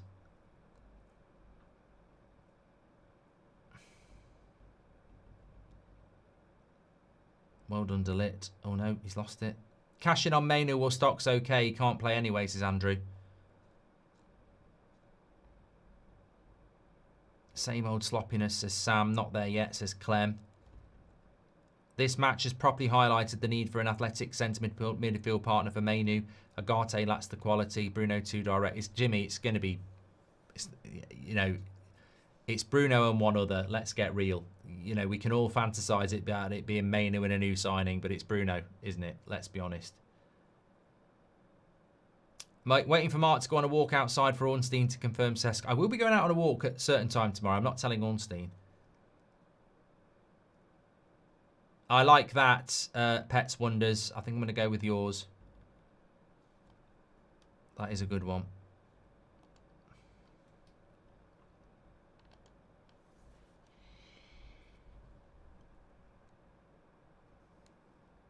One of those Sundays, says Ethan. A few people talking about the name Belieber.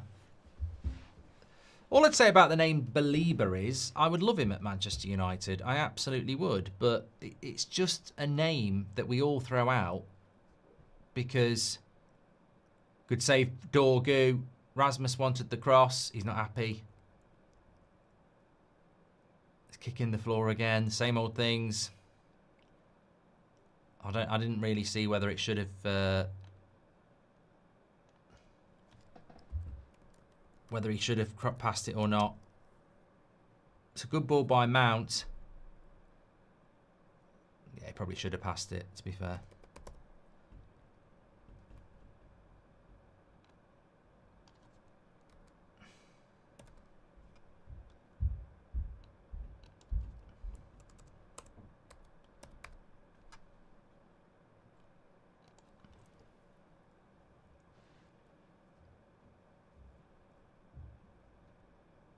Leather Daddy says, I'd take the captaincy off Bruno and see if that helps.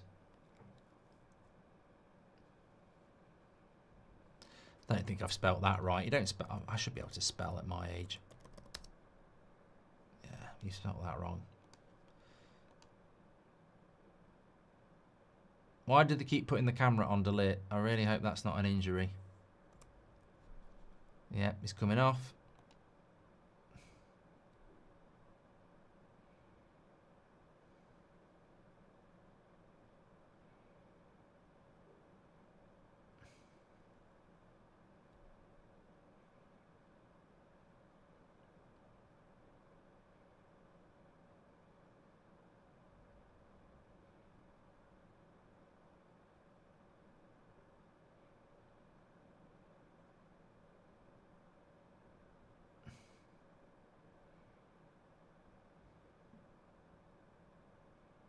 No, I think he's all right. I think he's all right. It might just be a few minutes for Fredrickson, to be fair.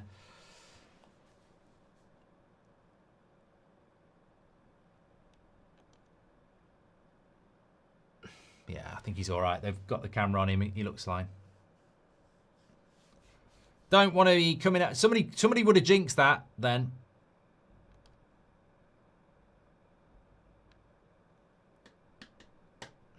Best to take precautions, says Hey Joe. Yeah, 100%. 100%.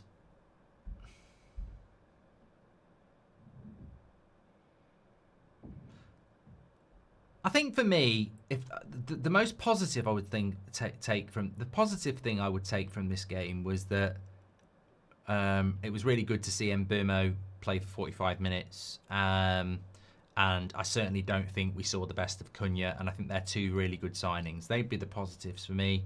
Dorgu's done well since he came on again. But the negative for me would be, and there may be plenty, but the negative for me would be, I don't feel that we've come out of this tour with a style of football again that makes me think we're going to be entertaining. I don't think, I feel like Everton have, I don't know what the stats are, but I feel like Everton have created more chances. Nick DeValdo, thank you very much for your super chat. Dorgu and Højlund won't be friends in Denmark, says JB. Mount left foot pass better than 40 of Bruno, says Robert McCormack. The game says more about Man United than the other pre-season games. When we're struggling during the game, we still don't have mentality to come back, says Harry. Still work to do and signings in. I like the energy, says Pascal. Match review, a calamity of discombobulation, says Harvey. And based on what I've seen so far, none of our keepers fill me with confidence, says Hamlet. Last season, I panicked every time someone shot the ball. Long way to go, that's how this is felt, says Caleb. Same old frailties, says Kenneth. It's not a good advert if Cesco's watching tonight, says Matthew. Well, you might look at it and go, there's a spot for me up front.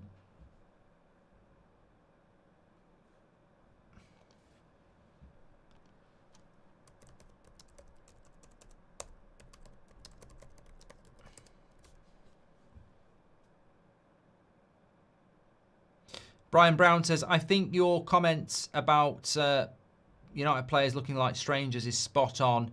And this has been happening for a few years. It's very strange.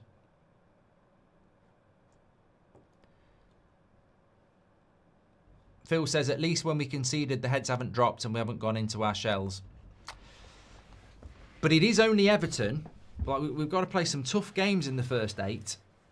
I don't know. Look, pre-season results shouldn't be taken one way or another. For me, what I'm looking for is patterns of play, relationships, and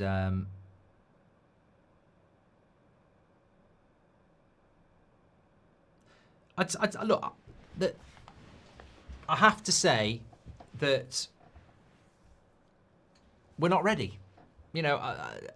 Reality check, we're not ready. That's the big thing. We're not ready, and there are lots of questions still be asked. And look, I know Liverpool are waiting to get Isak still, and Arsenal are trying to get Eze still. But they are icing on the cake, aren't they? I mean, you look at Arsenal, Gyökeres, Zubimendi, Norgard, Mascara, those 4 signings added to a team that finished second last year, all in pre-season. Liverpool win a title, Wirtz, Frimpong, Kerkez, Ekatike, all added to a team that for pre-season that won the team last year, that won it last year. So that's my issue, is that we're not ready for the start of this season because we haven't done the window that we needed to do, and we're going to be starting the season learning again.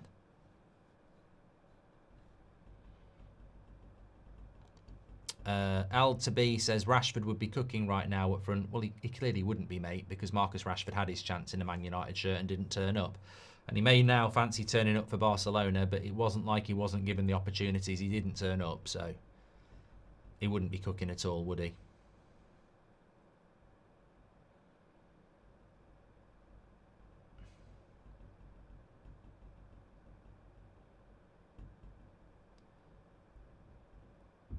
One more. Bruno. Oh. Look how petulant he is when the cross doesn't go the way he wants, though. So fucking moany. Can do no wrong, can he? It's always somebody else's fault. 2-2, final score. Fair result. Fair result, in my opinion. Yeah, fair result, in my opinion. I'll have a word about Bruno in the match reaction. Don't worry about that. You can run around, mate, all you like, but you cost us 2 fucking goals. Like, you had a bad game. It happens, but don't start blaming anybody else.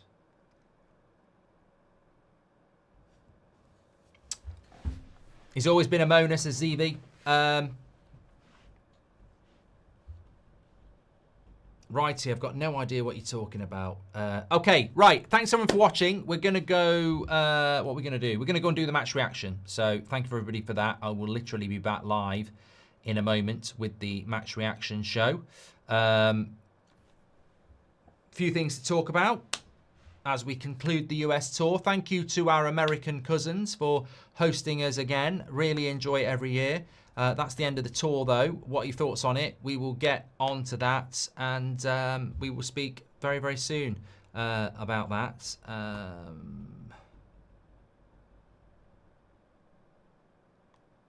Sorry, just gonna need to do something here.